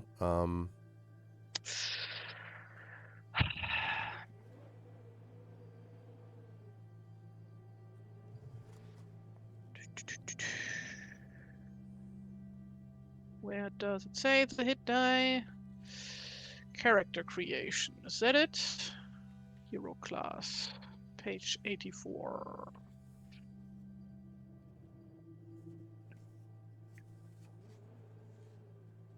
$1d8. Like, for some reason it keeps resetting to 1d4. It's weird. And I don't know why. Yeah, me neither. Do not know either. Okay. Oh, also I'm not wearing my armor. Game. No, it's... Oh, no. Or is it just... No, wait. That doesn't make sense. Nothing makes sense. What's my armor class supposed to be? Like, Roll20 is a bit glitchy. Yeah. Especially when it's using non-standard, in quotes, stuff. AC of 13 plus dex. Is the helmet separate? Yeah. So it's a 14 plus dex. So why does it say 11? That makes no sense. It should be 15. There we go. Okay. So, as you are, so you have your rest and then continue. As you are getting close, you can see this sort of mist of this land beginning to come closer. And I want to point out that this trackless fen with this marsh grass and these pools of brackish water, I mentioned that this was going to be something that Tari would get into because particularly to any kind of Anglo-Saxon hero, this is, Chad, a pretty terrifying environment. And the interesting historical note that they put in the book here is that in history it's believed that pressure on farmland from rising sea levels is part of what may have caused the migration of the historical Anglo-Saxons to the British Isles. And there are a lot of references in sort of early medieval sort of apocalyptic literature to this idea of rising levels of water and the disappearing homeland. So there's kind of there's sort of a rooted fear of the loss of land that the marsh kind of represents. So I point that out because I think that's an interesting historical note, because these things are in these cultures, marshes are typically seen as sort of lands of ill omen, basically.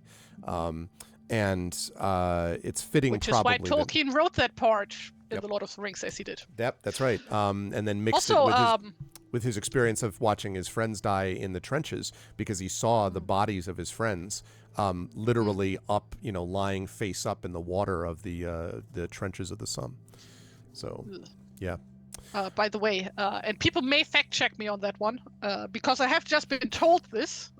Not an expert on that, but apparently Anglo-Saxon is a completely misused term that does not apply to the people groups that they're usually. Yeah, I think there's historical meant to. anachronisms, but I'm not enough expert to know either. The Old yeah. English is the correct term. Yeah. Because it's the term was like later applied to a people group that would have never called themselves that because that people group didn't exist. Right. Yep. Yeah. That's true. So, okay. So now you can get to the fen, but as you enter it, yes, and you sort of look around, you realize that it all basically looks the same. Like it's just all kind of and you know, trackless is not just sort of flavor text, like literally trackless. Like, you know, you even notice as you sort of step in, there's a kind of right, and then when you pull your boot out, when Genevieve pulls the boot out, you can just see like as water just fills in the track and vanishes like within a few seconds. Okay, so we are doing the ye olde first edition trick. 10-foot pole. Let's go. 10-foot pole. And I should say, first of all, Turbo Tango rating with a party of 4. Thank you, Turbo Tango. This is Mike Underwood, and I want to give Mike a pop because this is Daggerheart release day. And Mike, of course, was one of the designers on Daggerheart. So congratulations, Mike. I was just talking about you earlier. Mike is going to be GMing Daggerheart for the Damon Runyon Cancer Research Foundation scientists on Monday, which is day 4 of ArvCon, which is very exciting. So thank you for the raid and congratulations on the release of Daggerheart, my friend. I hope that it is going as well in the release sort of experience that it's been fun. I know you were going to be talking today. I'm going to have to check out the VOD later. I know you were talking about this stuff. So welcome, Turbo Tank. Thank you. Been a fabulous day so far. Yeah, that's awesome.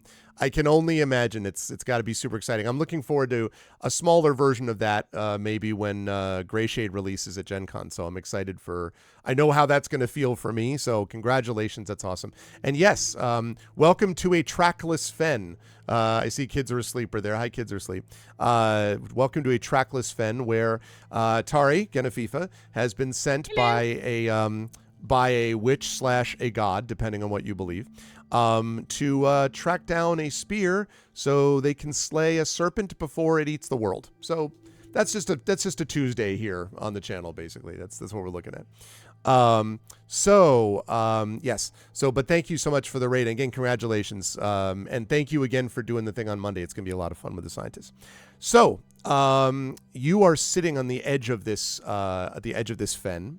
And again, it's sort of, as I say, just trackless. And, it's Yasib, I think, who says, this is impossible. What are we to look for? If this bandit Wolf's Head Bandit King has been able to fool the witches, how possibly can we find them?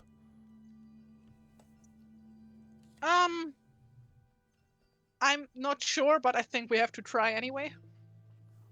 I'm sure it will be fine. What could possibly go wrong? And she steps over and almost falls into the water. Yep. And a thin rain begins to fall across the wide expanse of the trackless marsh. And this is not the nourishing rain of the farm. This is the, with apologies to Axl Rose from Guns N' Roses, cold November rain. It's that cold November rain. You don't have to apologize to that guy. He's a dick. So soaking you to the bone. It is cold and unpleasant. But I wear wool clothes. Which are now mixed with amniotic fluid from a boar, so that should be just fine. No, she's wearing the cloak inside out now. Okay. So it's not getting washed. Fair enough.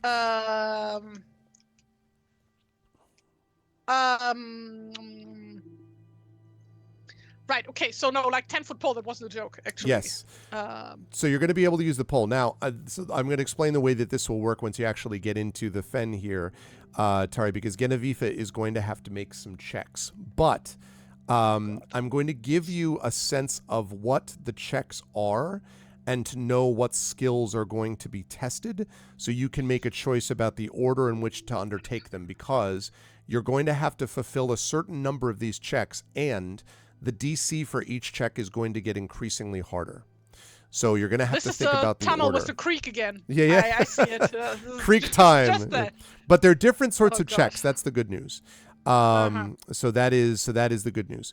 Okay, so there's a few things to consider. First of all, you will be able to try, despite your best efforts, to look for tracks. And that would be a survival check that you're looking for.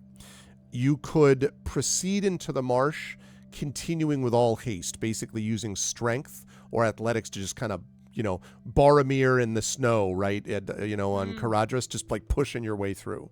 You could do that. You could try to make a plan and gather information as you go, which is like intelligence/investigation, basically.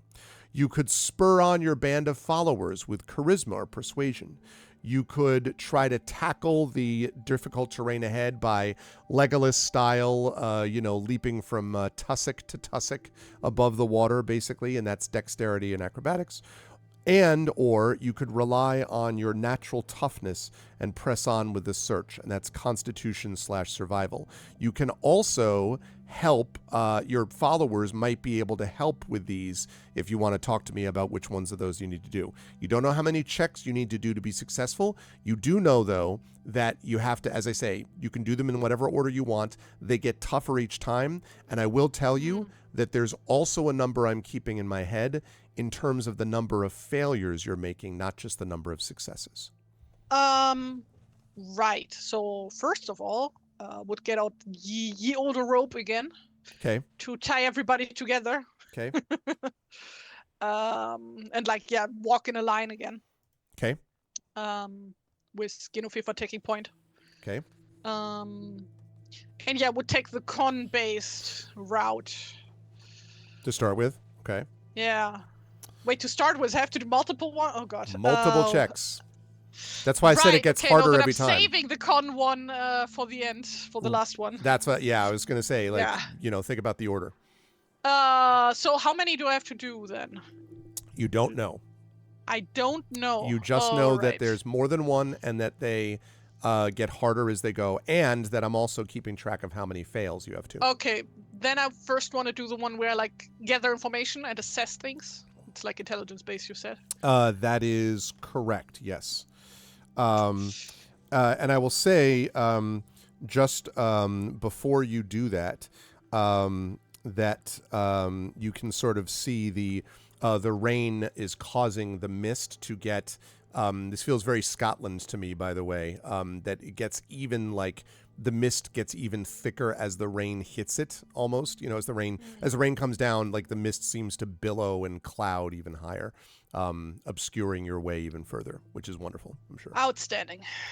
Okay, so you're going to try to make a plan, basically, and gather information, or are you going to try to prepare to tackle the difficult terrain? So you could gather information that is intelligence-based. I think that's the one you wanted first to do. Of all. Okay. Yeah, prepare. And prepare is dexterity. Be aware, prepare is dexterity acrobatics, and the other one is intelligence investigation. So what do you want first? Yes. First want to prepare. Okay. Would be weird to prepare afterwards, huh? That's right. So you're doing the stuff with the rope, for example. Yes. Do you want to in doing that, do you want to use any of the follower gifts or burdens to try to assist you? You can try to pitch that to me if you think of burdens that are useful, or sorry, gifts, I should say, or burdens maybe. Rickmod is a seer. I want to use that. Okay, so, and you can think about when you want them to help you. It doesn't have to be on this first one, but just be aware of that. Yeah, because Rickmod is unspent because of the gift of Modor, so. So yeah, basically, I don't remember what Ravenmind does. But yeah, she has Ravenmind and Seer, which would sound both useful. Yep. And Guy is nimble. Raven-minded is advantage on intelligence checks, so that seems about right. Yeah, bird brain. I don't know what Lore of Kings does. The Lore That's of one Kings that Mundia has. Knows many stories about can gain advantage on a relevant intelligence check, but that's like a legends check. Actually, that other legends check you did, the follower is not spent when using that one. So that's an example of something when you get a legend, you could use this to give a benefit. I see. So yeah. And yeah, he has nimble, which sounds very useful. So I don't know if bare-blooded would come in hand from even Galib, but that's also a thing. And you're right about the fact that also nimble does not spend the follower, and neither does Ravenmind spend the follower. Nice. Yep. Okay, so we have that.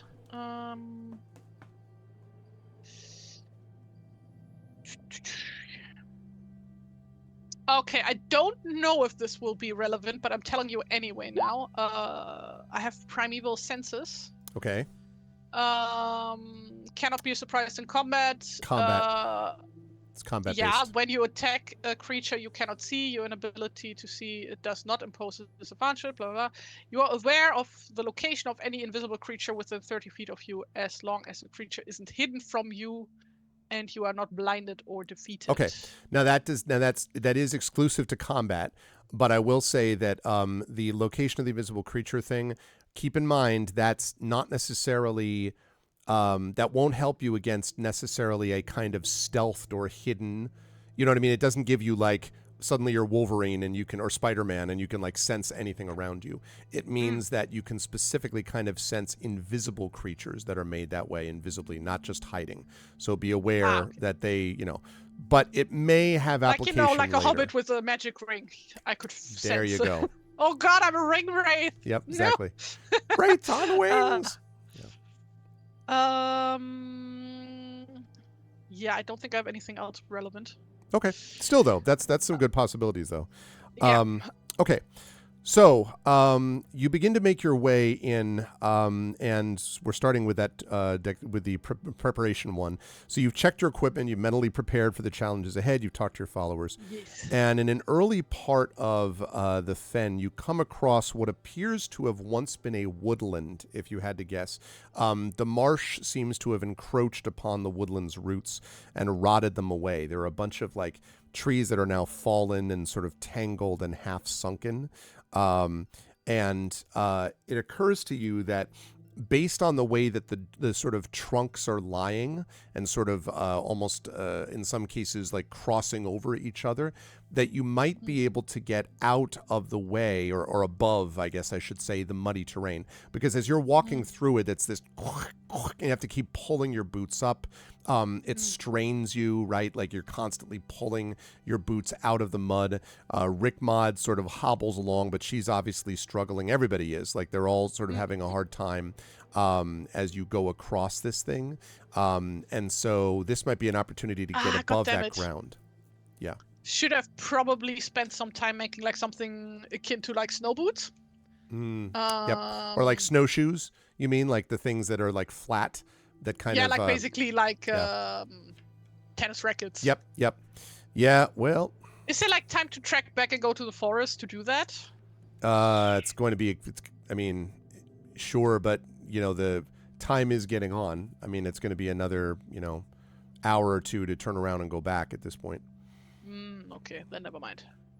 But you do see these trunks ahead of you, so this is where you would make, I think, the first of these checks as you're sort of, trying to get above on these trunks.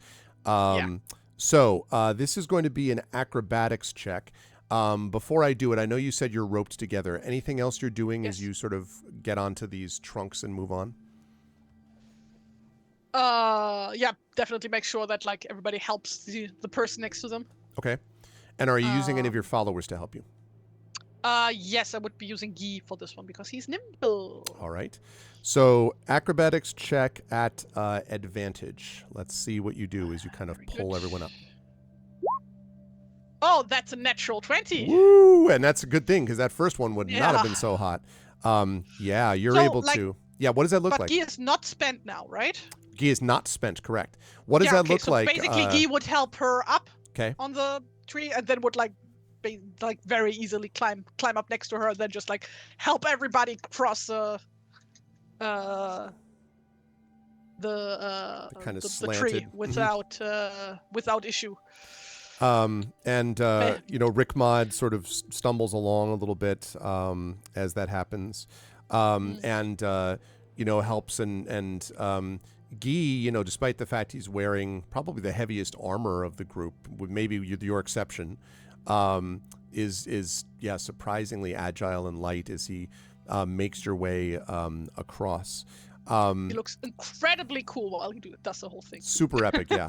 But he's still, and then when he gets to epic. the end of the log, like he looks back at you, and he gives you the same side eye, but this time it's like, I'm awesome, side eye, or side guy, I guess in this case. Side guy. Oh my god. I want to throw something at you. So so you make your way through, and probably your followers would feel a little bit, better about that, except that as you get sort of the end of this section, the trees, you pass the woodland area, so the trunks are no longer available to you. And this mist that I mentioned, almost like writhing tendrils, begins to arise from the marsh. And it's accompanied by a rather unfortunate and rather sulfurous smell. Sort of these marsh gases. Yeah. As you're walking along and, everybody is kind of wrinkling up their noses and it's kind of gross. Yeah. All right, good work, good start. That was check number 1. Now, what would be the next one? You can't do the same one again. What would be the next one that you would want to go for in these series of checks? What's the obstacle right now?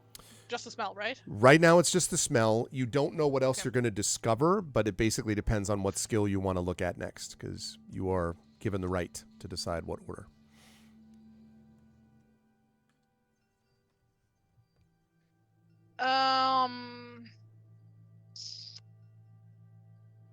I guess the intelligence-based one, just like trying to remember, because she has like a bit of like, brewing and baking knowledge and that kind of stuff. If she like knows anything about how dangerous this is, okay, these kind of smells, these kind of gases, okay, to like make an educated guess on like, is this safe, stuff like that. And are you getting any boosts on this from followers?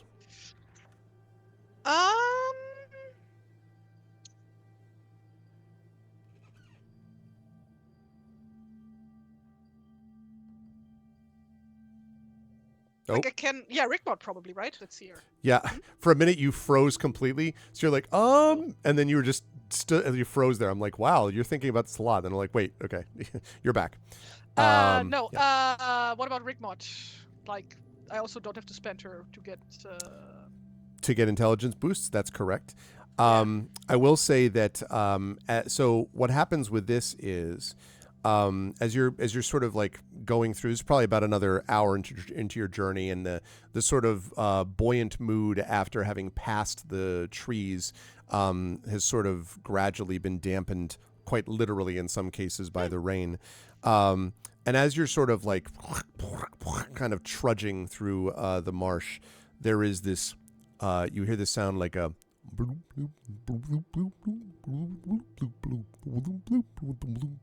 like this bubbling noise that you hear nearby. Yeah. And you can see it now off to the side, Genevieve, not too far from you, maybe, I don't know, 30 feet, which is, what's that, about 10 meters, I guess. You see this bubbling in the marsh, not just the sort of typical once in a while, but like particularly in that area. I guess actually I want to use Ibn Mundir, Ruler of Kings, because if he has read anything about stuff like this or heard stories or, science stuff. Okay. Or science stuff. Or do you follow Neil deGrasse Tyson? Well, I mean, like, also, he's very well traveled, Mm-hmm. Maybe he has encountered something like this before. Okay. I don't know how relevant it is, but I'll give you the legends check regardless, and we'll see. Okay. And this is not one of the checks to get through. This is just a side check. So do I get advantage on this one too.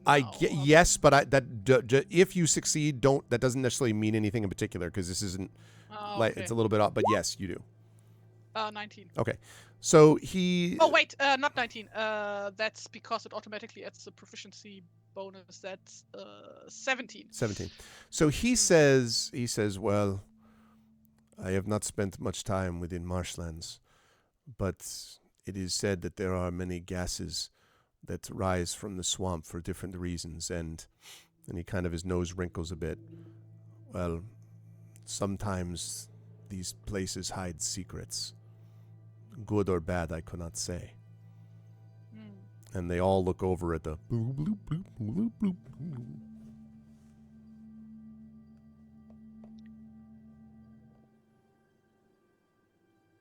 Bloop, bloop. Wait, can you repeat that, Bloop. please? Sorry.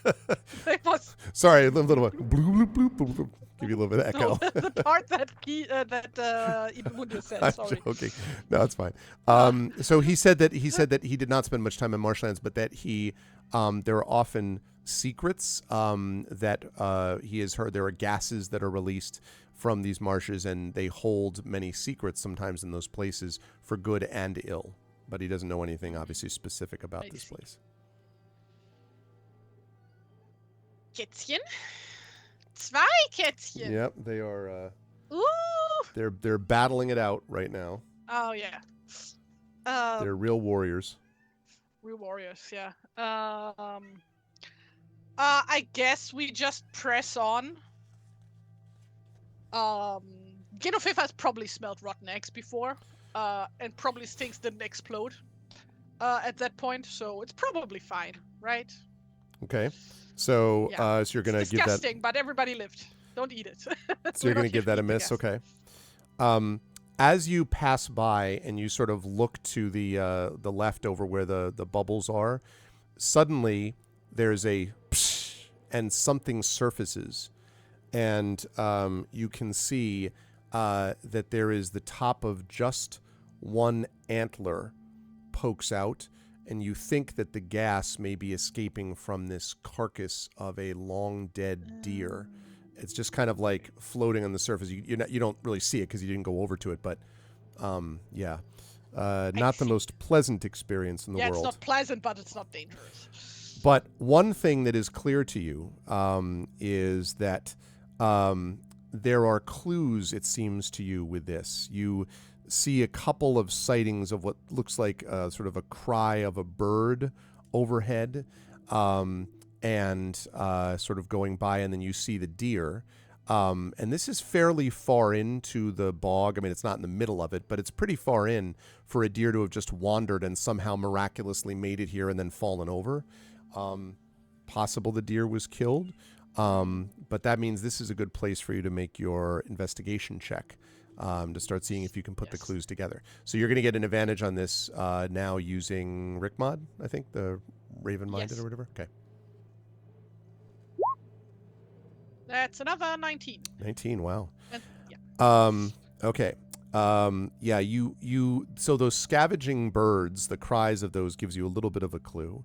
There is also, as you go along, a little bit of a scent of what looks like or scent of what smells like maybe wood smoke. Now, it could be that's natural and that something is on fire, but you're in a bog. So it's more likely that it is man-made, the smell of this smoke.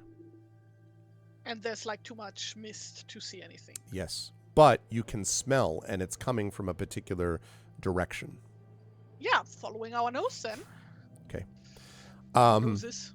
And you know, as you do this, Rick Mod sort of chuckling goes sort of low to the ground as she squishes along. After about probably a half hour, 45 minutes, you come to an area which seems to be a bit of a clearing, and it's almost like on a raised plateau. It's probably too glorified, but a decent area that's a little bit above the swamp. And when you come in, you can see what is very clearly what is very obviously the leftovers of a camp. There's no question that someone set a campfire here some time ago, and there's a little bit of smoke that you can see still kind of trailing up from the ground where the fire was. Nice. Yeah, wanna check because, like, considering that there's still smoke means this is very, very fresh. Mm-hmm. So yeah, looking for tracks and like listening in if we like hear anything. Okay. Let's like make an that. investigation check, please. Checking also how many people probably were here. Okay. So if I don't spend Rickmod, do I just get advantage now all the time if I want to? If you're That seems a talking bit about broken. if you're talking about specific things, so if you're talking about intelligence checks, yes, you can do that. Now, some of the intelligence checks might require her to be spent because of what the adventure does, but in terms of her Yeah. usual base skill, no, it doesn't. So you could try to get advantage on this based on her presence. That seems so broken. Well, if Honestly. she stayed spent, you couldn't use it. So, like, for example, Yeah, if but like Modor... she's not. That's why I mean that. No, it not feels right kinda now, broken. but she would have been if it were not for Modor's gift. So if you had screwed up the last one, she'd be spent and you couldn't use that. Oh, so it stays like I can use her so often as until I fail a roll, basically. and then Right, she's exactly. Or until she's spent for some other reason. spent. Okay. So there is a limit because feels like kind of. Yeah, if you broken just out of this. automatically had her like a radar, that would kind of be, yeah, exactly. Now I get always advantage on The all Rick mod intelligence ping. rolls. Dink, dink. Yeah. Yeah, but like also on all other skill rolls that like a follower applies to. No, okay. Investigation you said, right? Yes. So are I you do not wanna using spend- her for this onto the... Giving her a break. Okay. Oh no, Woo. that's a natural one. Okay. It is so broken down. Yeah, the scent of what the bog holds dear with 2 E's. Very nice. Good work, Bit. I appreciate that. I want to subscribe to your newsletter. So, no, unfortunately, the work of the marsh is such that the camp, although it's very clearly above, and this is on a raised kind of tussock bit of land, even still, the water is kind of seeped in. Tracks beyond this camp are impossible. It's hard to tell. There probably weren't a lot of people here, but could be a couple, could be 4, could be 1. Probably not 20, but it's very Boy, hard the to shore tell. is a camp.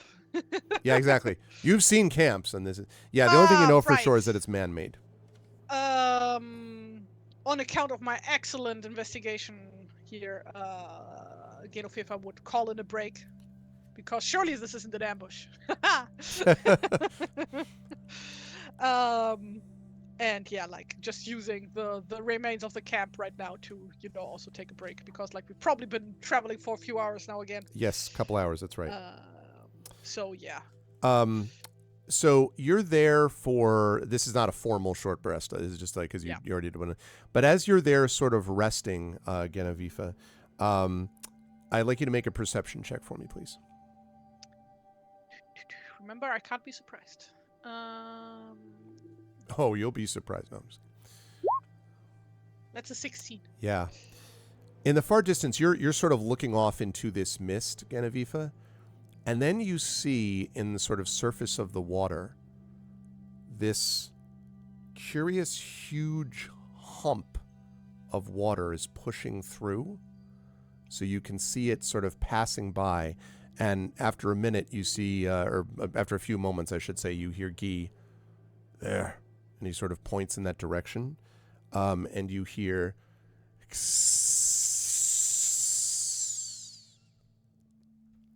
That is not the hissing of gas. No, I think that's our serpent.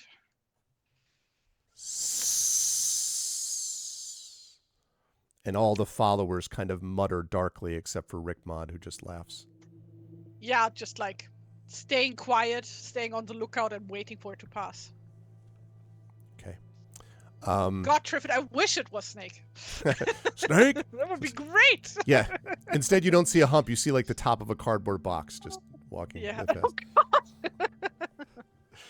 And suddenly Guy goes, Rick, and a big question mark appears above his head. No, but you are, as you're sort of looking off into this, a couple of times the hissing gets louder, and you think sometimes you see, like, then your eyes, you wonder if your eyes are playing tricks on you, because it looks like you look to the left and you think maybe you see another, what? No, that wasn't, that was just the mist. That wasn't. And then this other one, like, oh, there's what? No. It is not a pleasant rest that you have while this thing surrounds you, but eventually the hissing does pass and you do not see any more of the water moving. Yeah, right. So after a while then has passed and the hissing doesn't come back, gonna assume that it's the serpent has moved on. So yeah, we pack our things and move on also. Yasib says to you as you're all packing your things, he pulls you aside slightly and he says, "If we were to disappear here, no one on board the ship or at home would ever know we had gone." Well, that's like kind of what we sign up for, isn't it? Like we wouldn't be going on these kind of excursions if there wasn't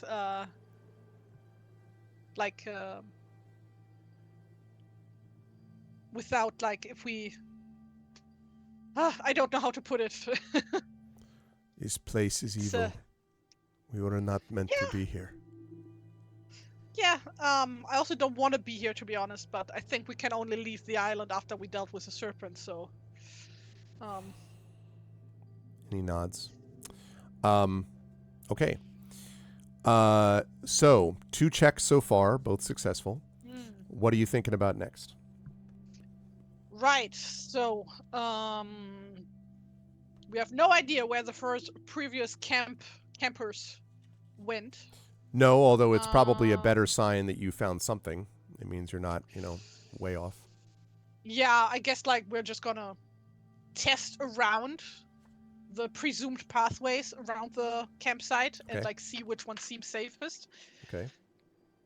Are you going to try that with something like using Constitution, your survival? Or are you going to try to look for tracks, which would be survival? This is like basically what's your next check that you want to do. Proceed into the marsh with haste, that's strength. Spur on your followers, that would be charisma. Yeah, I would like to avoid strength and charisma. Okay. Because I'm terrible at those. I think, like, analyzing the ground and the plants and everything, like, oh wait, no, nature is intelligence, not wisdom. Oh, perception is wisdom, though. Yeah, I guess just... Or survival, if you're looking for tracks. I don't have survival. Oh, okay. Yeah, but I do have perception. So, yeah, basically assessing things. Okay, we'll do that as a separate check because I don't have a separate perception for this. That's part of the official checks, but it'll allow us to, maybe get a lay of the land. So do I get a perception check? You can do a perception check, yes. Okay. Oh boy. That's an 8. That's not great. Just the more of the sort of bubbling of the mist. As you are looking around, Genevieve, suddenly you hear this sound of grr, grr, grr, grr, and suddenly these black shapes emerge from the mist. And there's a moment where your followers all sort of are startled, and these 3 big crows flap overhead, not too far from you, cawing as they go, and then disappear into the mist. And the all of your followers kind of mutter to each other, and Guy says, "Not good." You certainly know, Genevieve, what a crow appearance means, usually. Well, but it was 3 of them, which is good. 3 is a good number. And they all 3 is a lucky number. And Guy gives you the follower picture look. Yeah.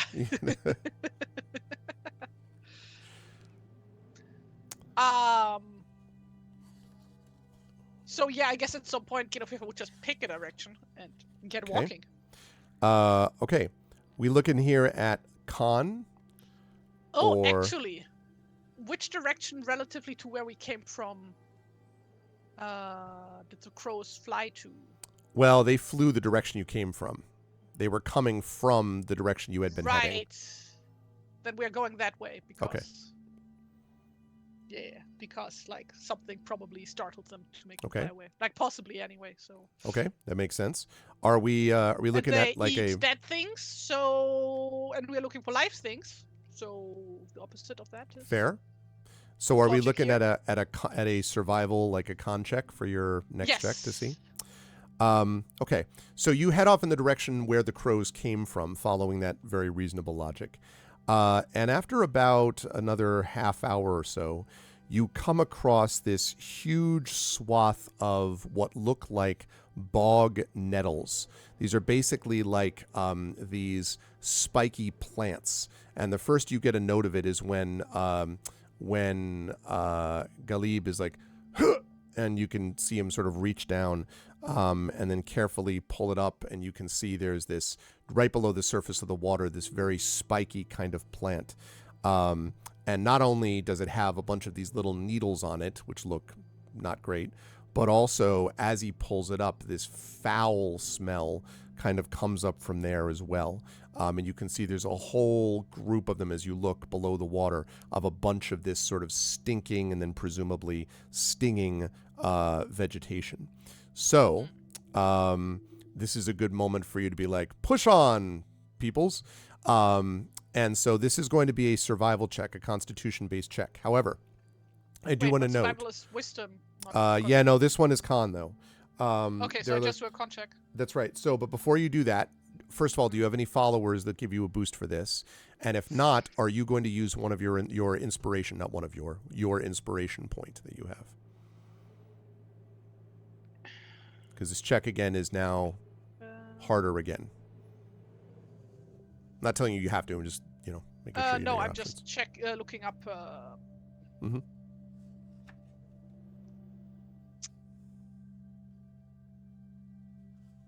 Yeah, blooded followers has advantage on strength checks and saving throws. Okay, never mind. I don't think I have any that apply, so I guess I'm gonna use my inspiration. Okay. Seems reasonable. Does anyone have source of an open flame, huh? Ooh. Oh, I needed that. Oh, Yeah, you sure did. What a good use of an inspiration point. All right. Okay. For once. Yeah, that was good. Okay. So a 22. So you push through and as you do so, you kind of take the lead a little bit, I would assume, Genevieve. Like, how does it look to everyone else as you're kind of pushing through despite these plants like stinging and, and the stench and the stink of it? Like, how do you exactly, what does it look like when you push through? Actually, she draws a Runzel sword and cuts away the thorns, the branches. Okay. I love it. Yes. And so you do that, and everyone's sort of you can hear they're all sort of like kind of like making little, some sort of sounds of like ouch, and all that kind of thing. But they see you, and you just push on, like continue to push through. And despite the stinging and the sort of feel of it, you manage to get through these nettles. And just as you're getting to the other side of it, and you hear one of them, probably, I would say, Yasib, kind of saying, like, is there no end to this accursed place? You suddenly hear from up ahead, through the mist, all right, use the water on it.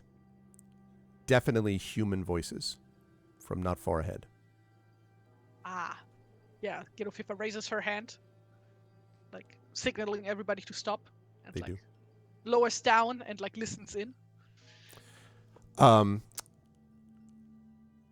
Perception. I'll have you do this at advantage, though. Thank you. 15. 15. Yeah. So you begin to hear these sounds of, I don't care what you say. There's someone who's in this swamp with us. And then you hear another voice. How do you know that? As far as you know, there could be anything here in this place. And then both of you be quiet. You know what we're doing. But what if the old women found us? Then I'll deal with them the way I dealt with them the last time. There's one voice that's kind of this sort of raspy, deep voice. But it's definitely a discussion happening between 1 and probably 3 to 5, hard to tell, other people along with them. But one of them definitely has a deeper voice than the others. And it's maybe 40 or 50 feet or so ahead of you and in the mist. Can I make a vibe check, please? It feels like a bad vibe. Yeah, exactly. So there are some, I will say that there are some other quite a bit of sort of elevated bits of ground around here too, including the one that's in front of you. You can see the slope of the water, the slope of the ground underneath the water is coming up in front of you, and then it goes into the mist. You don't know what happens to it after that. But the voices are coming from there, so presumably they're up on some land somewhere. And there are a number of little bits of those pieces of elevated land around here too. Right. Genoveva would undo the rope on her belt. Okay. And signal the other ones to wait. Okay. And she ventures forward alone. Okay, I would like a stealth check, please. No, not stealthy, actually. You're just marching she forward? wants to meet them. Yeah, the other ones are supposed to be stealthy. She's supposed to go meet them in the open. I see. Okay. Yes. All right. So, if you march forward, then you emerge onto, sort of climb up onto the hillock, and you see. Let me give you 2 pictures here. The first will be here in just a moment. Okay. The first one I will show you in just a second, coming up on the screen now. Okay. You see a couple of guys that look sort of like this. There are a few different ones. They don't all look like him, but they're in the same kind of basic shape. They are wearing sort of tunics, mud-caked boots, and a lot of waterlogged clothing, but this one is holding a spear and a sword. There's another one looking at you that has an axe. In fact, I think I can show that one too. Let's save that as that, and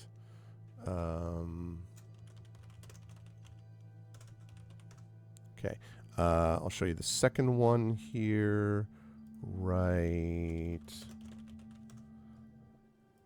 now. So you see a second one standing next to him, and they're all sort of looking at you, and there are 4 of these guys in particular. That are sort of staring at you, and then and they all, as you come in, they all turn to you with their weapons sort of drawn, staring at you, and the one with the spear says, "You, what are you doing here?" So Genoveva has her hands up. Greetings. I've been looking for you, actually. Why? No one's looking for us. Well, so first of all, hello, my name is Genoveva, and you would be... And he kind of stares at you and says nothing. Well, I assume one of you might be Wolf's Head, or the one they call Wolf's Head? And the 2 that are standing in front look at each other, and the one with the axe says, "What would happen if we were?" Well, I'm not sure if you have heard, but this land is being threatened by a giant serpent. And I'm trying to deal with that serpent, and I was told that one of you might carry the only weapon that might harm that serpent. And the one with the axe says, "Well, you've got a lot of nerve working for silence," you hear. And pushing between the two of them, while the other two sort of look, you see this. A giant of a man, not an actual giant, but a very large person, steps forward. He is wearing the skin of a boar. He holds an axe in his right hand, and in his left he holds a spear. And he steps forward and he says, "I won this weapon. It's mine. And before we leave this place, you're going to find out just how dangerous it is." And that's where we're going to bring our session to a close. There we go. Was waiting for that bit. It appears that you found them. Actually, I'm sorry, not the skin also, of this guy is cross-dressing. That's true. Also, this is not the skin of a boar. It is, in fact, the skin of an enormous wolf. I apologize. There are antlers on the back as well, and those seem to be sort of separate from the wolf skin. So you're not 100% sure what the deal is with that, but they seem to be there. Fashion. He does not look friendly. Yeah, exactly. Antlers are just very fashionable. Everybody loves the antlers. That's like, yes, I do. Yes. So you made a very good job on those checks, by the way. You were successful with all of them. Hey. And in those cases, and like the inspiration, you would not have made it with that 6. That would not have gotten the job done. So you passed these checks with the use of followers and also with your own knowledge and ability. And now you just have to convince this, bandit king not to attack you and your followers. Should be fine. What could possibly go wrong? What could possibly go wrong? But you also managed to resolve a dispute on a farmland, so success all the way around. How did you feel, Tari, about today's session, and where can the fine folks find you next? Oh, this was a lot of fun. Glad to be back at it. Yeah. And also glad that the bot is working again. Yes. Who repaired that one? That would be Effect Life. Ah, yeah. Many thanks to Effect Life for fixing that. Yes. Oh wait, that was for the different game though. That's not for this. Well, game. it's for Fighting Fantasy, No. but still, we're gonna Yes. have it now next time available for use, so Yes. it'll be good. So yeah, a lot of fun. No, not feeling so hot about this situation right now. Yeah, these guys are. Yeah. Oh, hey, what's up, Effect Life? You were lurking. We were just saying thank you for fixing the bot, who's going to get some Yes. use, or we're going to get our final vote in here in just a little bit. But yes. So yeah, looking forward to where this is going. Yeah.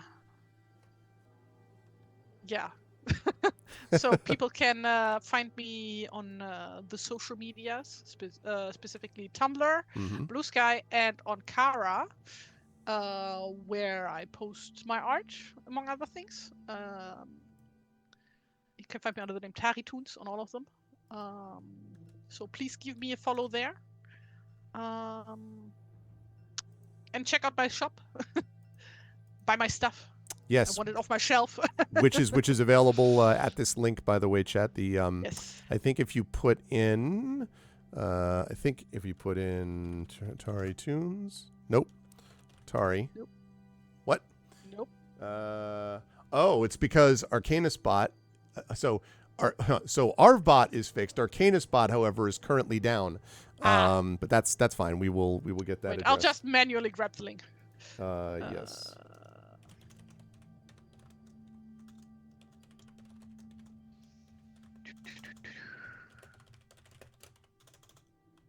Here we are. No rush. So yeah. Just letting you know. Okay. there we go. Please do that. Got it.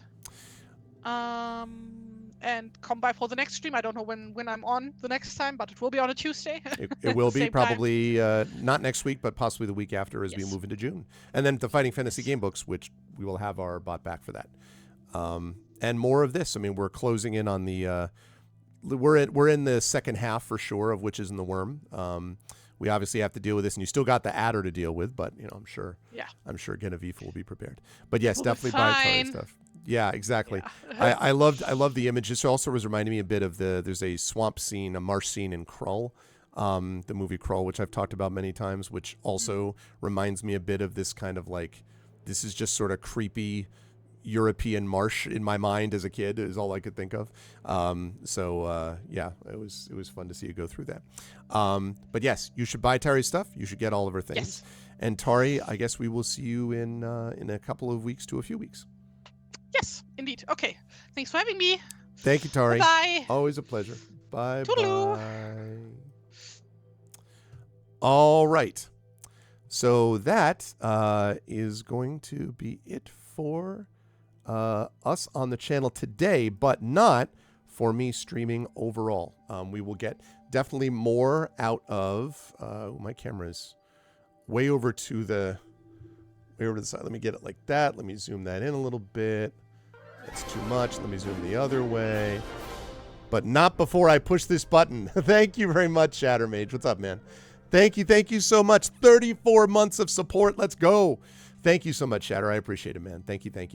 Yeah, that was a lot of fun. I am really glad that we're back in the saddle with Beowulf, and excited to see what happens. This is definitely those checks were not automatics by any stretch, and so having the ability to be able to use some followers and inspirations and all that was pretty sweet. So very, very cool, and we will have more coming up down the line with more Beowulf and such next month. But I could call for stream day. When in Rome, do as the Romans do. Exactly.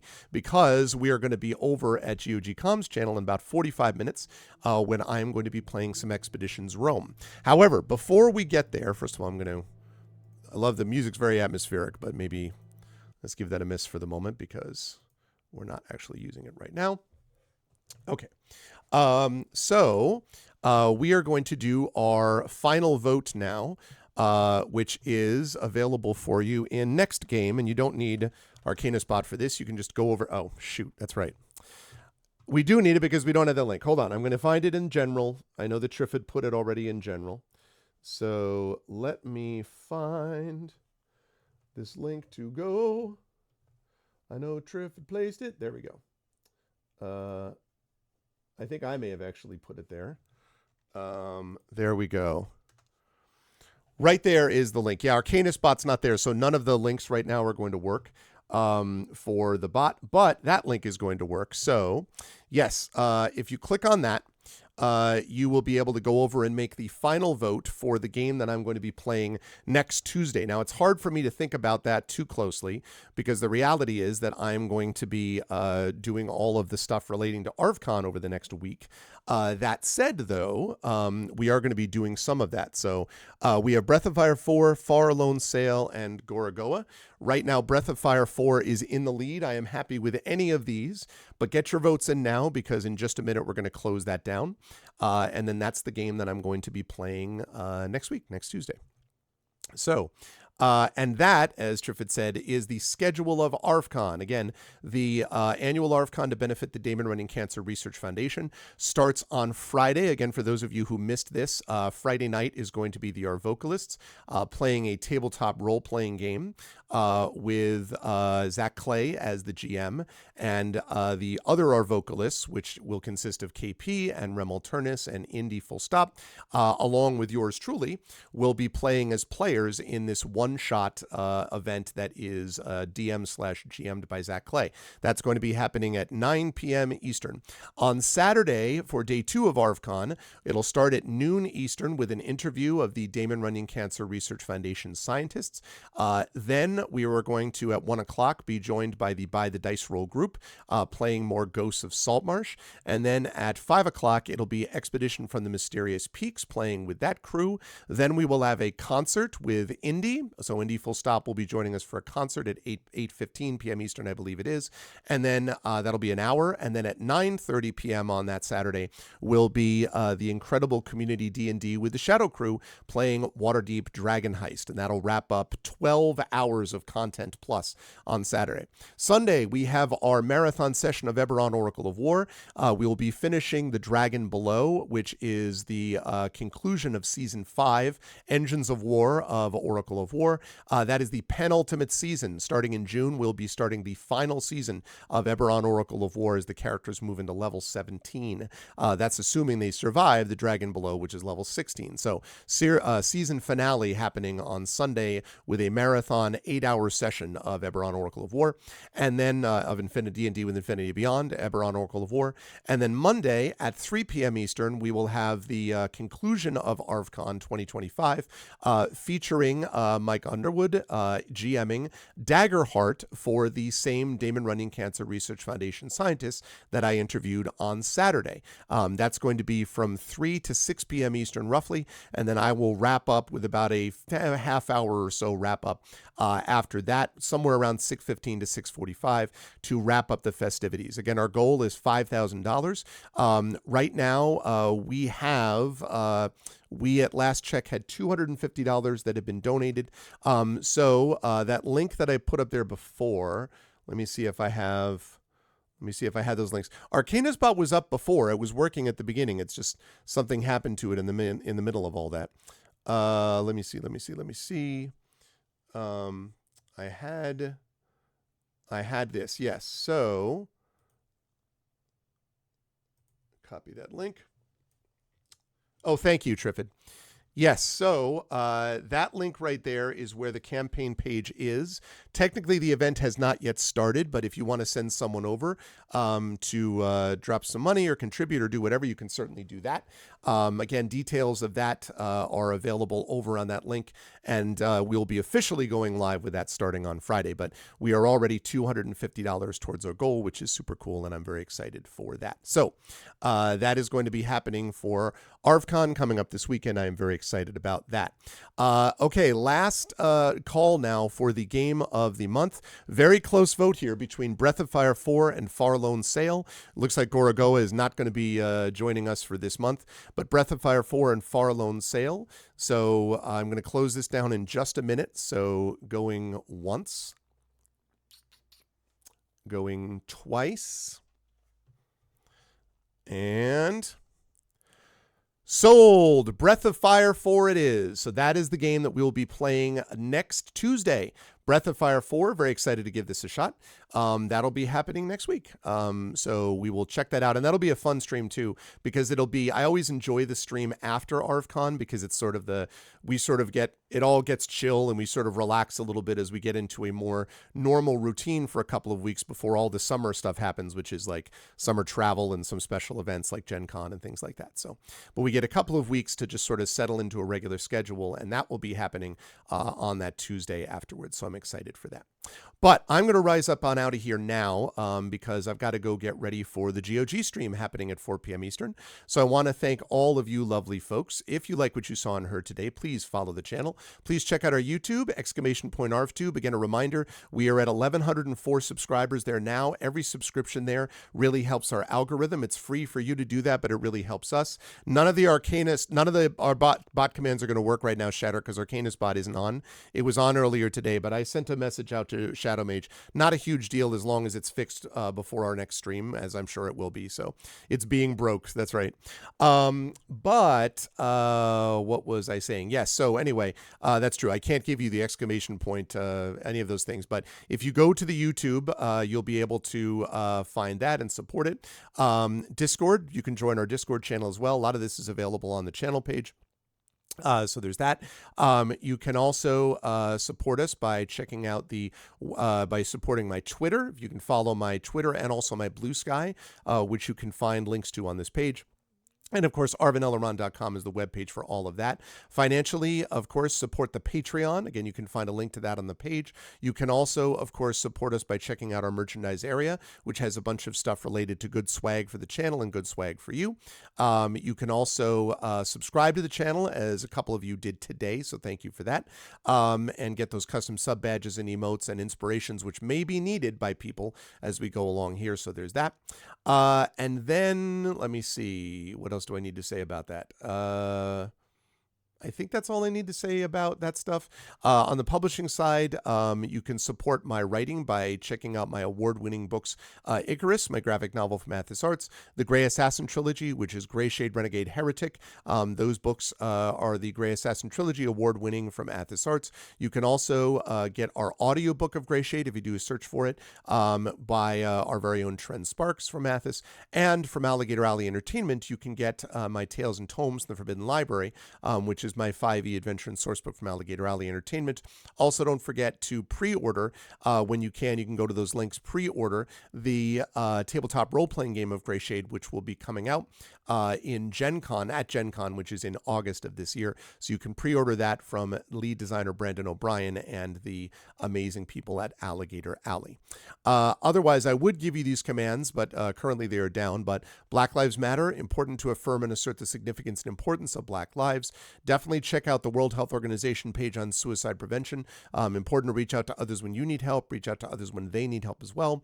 And also, don't forget to continue to support Ukraine as it fights against an illegal and illegitimate war with bravery and courage. And we send the message that whatever the hell our leaders think they're doing, we as the people are going to support Ukraine in every way that we possibly can. Otherwise, I want to thank all of the wonderful people that are here today. Thank you to my wonderful mods, Shattermage and Triffity Metz. Thank you so much to my Patreon supporters and subscribers, Shatter, Triffid, Effect Life, and Bit. Thank you so much to my wonderful viewers. Thank you to Imaginary Exponent, Jagtress, Mr. Jonas, Nonstop, who is, of course, a sub who was lurking in the background. Thank you to Nostalgic Rhino. Thank you to the Contessa. Thank you to Wispy Song. Special thanks today to Turbo Tango. Again, congratulations on the release of Daggerheart. Thank you to Turbo Tango for the raid today. And special thanks as well to the amazing and awesome TariToons for her amazing work as a player today with Beowulf. More of that to come next month. That's going to do it for me. I'm going to rise up on out. I will see you folks in about 35 minutes over on GOG.com for some Expeditions Rome with Pen and Pixels. And then I will see you again the day after tomorrow back here for some more Oblivion Remastered. And on Friday, ArvCon 2025 gets underway. Can't wait. That's going to do it for me. Everyone be careful around those marshes and bogs. And I'll see you folks down the line. Be good to each other. Bye for now.